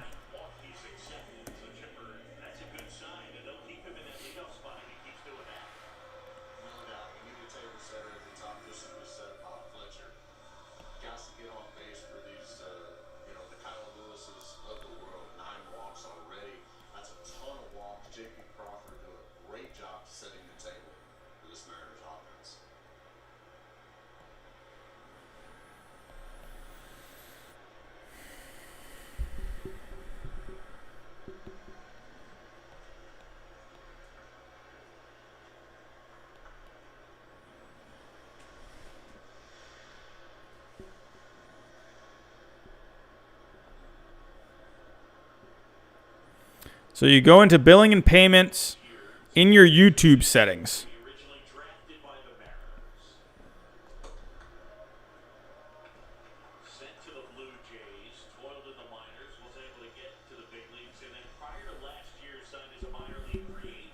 Oh yeah, that is a lot. Sound FX, welcome, my friend. Yeah, Dinelson Lamet, he had a pretty good year last year. I'm in the video I'm going to be posting. Oh, he got him at first. Wow. Yeah, I talked about Dinelson Lamet. He had a 4.24 ERA, but hold on. But Dinelson Lamet last year, he had about 13 strikeouts per 9 last year. That was crazy. In 2019 he had 73 innings pitched, and he struck out 105 guys. That's crazy. And so far, his average for his career, he has almost 12 strikeouts per 9. That's nuts. Hold on, guys. We're gonna take a quick break. Going to the bathroom.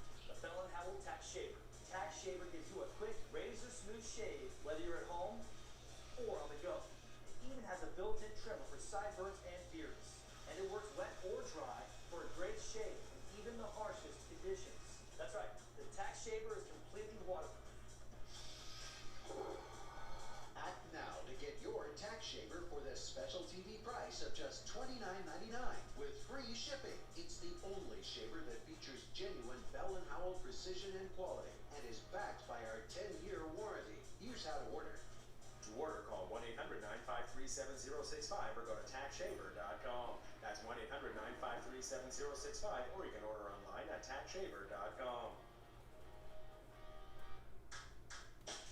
Neon Soul. You were shining long before they noticed. And in this moment, you are the perfect mix of all you've ever been. And we are back. All right. Oh, my camera got moved. Hold on.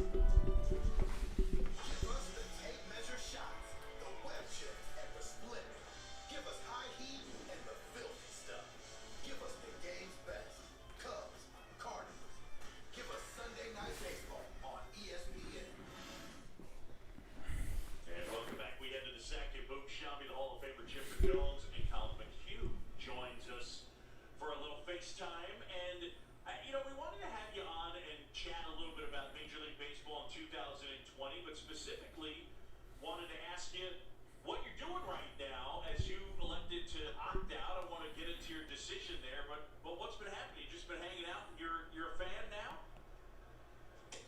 Man, I've always been a fan. I always tell people that like I was a baseball fan first and foremost, so it's weird going back now and watching baseball games completely as a fan, which is what I'm doing. And it's honestly, it's a blast.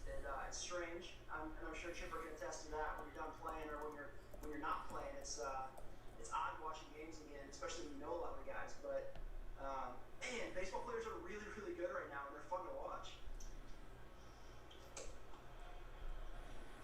Chipper, Colin, any regrets? I mean, any looking back? I know we've had Nick Markakis here in Atlanta who has opted back in. Any second thoughts? Alrighty. Maybe coming back. Man, I don't know. It's a tough decision for me. It was Cody Bellinger breaks it up. the first thing that was holding me back was my body. You know, my arm was just not responding the way we hoped it would. I came back. I went up to Boston for a second spring training, or summer camp as we called it, and was fully expecting to be ready to go, ready to play. I was throwing bullpens, getting ready to throw some YVPs up there. All right, guys. Well, I think I'm gonna have to end this stream. We're getting kind of late here. I gotta wake up bright and early in the morning, but it has been a good night. So, as much as I'd like to keep staying here, I gotta get some sleep. I gotta wake up bright and early, about 5 in the morning tomorrow. So, got a lot of work to do. I got the school year coming up, so I got a lot of work to do for my classroom. But yeah. So we are going to be back Sunday night. So it looks like, as of right now, the Cardinals are going to be back to playing soon. So that game should be good to go on Sunday. ESPN, Sunday Night Baseball, Cubs, Cardinals. That's what I'm trying to do. Yeah, so hopefully the Cardinals are going to be good to go. So I'm hoping. Either way, we'll probably do a live stream no matter what on Sunday. But yeah, so be on the lookout for some videos over the next few days. Definitely going to be posting how to fix the Angels, why the Padres are going to win the World Series, why the Blue Jays are going to win the World Series. So be on the lookout over the next few days for those videos. So, but yeah, we'll be streaming again Sunday night. So, but yeah, it's been good. Thanks, everyone, for coming out. James, it's been great. Sean, I'm sorry about the super chat, man, that it didn't work out for you. I don't know, keep looking, but I do appreciate you trying. I really do appreciate that, seriously. I can't thank you enough. But yeah. Yeah, Jerry, yes, go to that vlog. That'll be good. But yeah, Sound FX, thank you so much for coming out. Patrick, thank you for trying to help Sean tonight. But yeah, but that's all I got for tonight, guys. So again, Sunday, come on out. We're going to watch Cubs Cardinals. I'm actually very excited to watch the Cubs on Sunday night. I think they got a great team this year. So let's all watch it together Sunday night. But that's all I got for tonight. Thanks for coming out. Talk to you next time. See you later. Good night.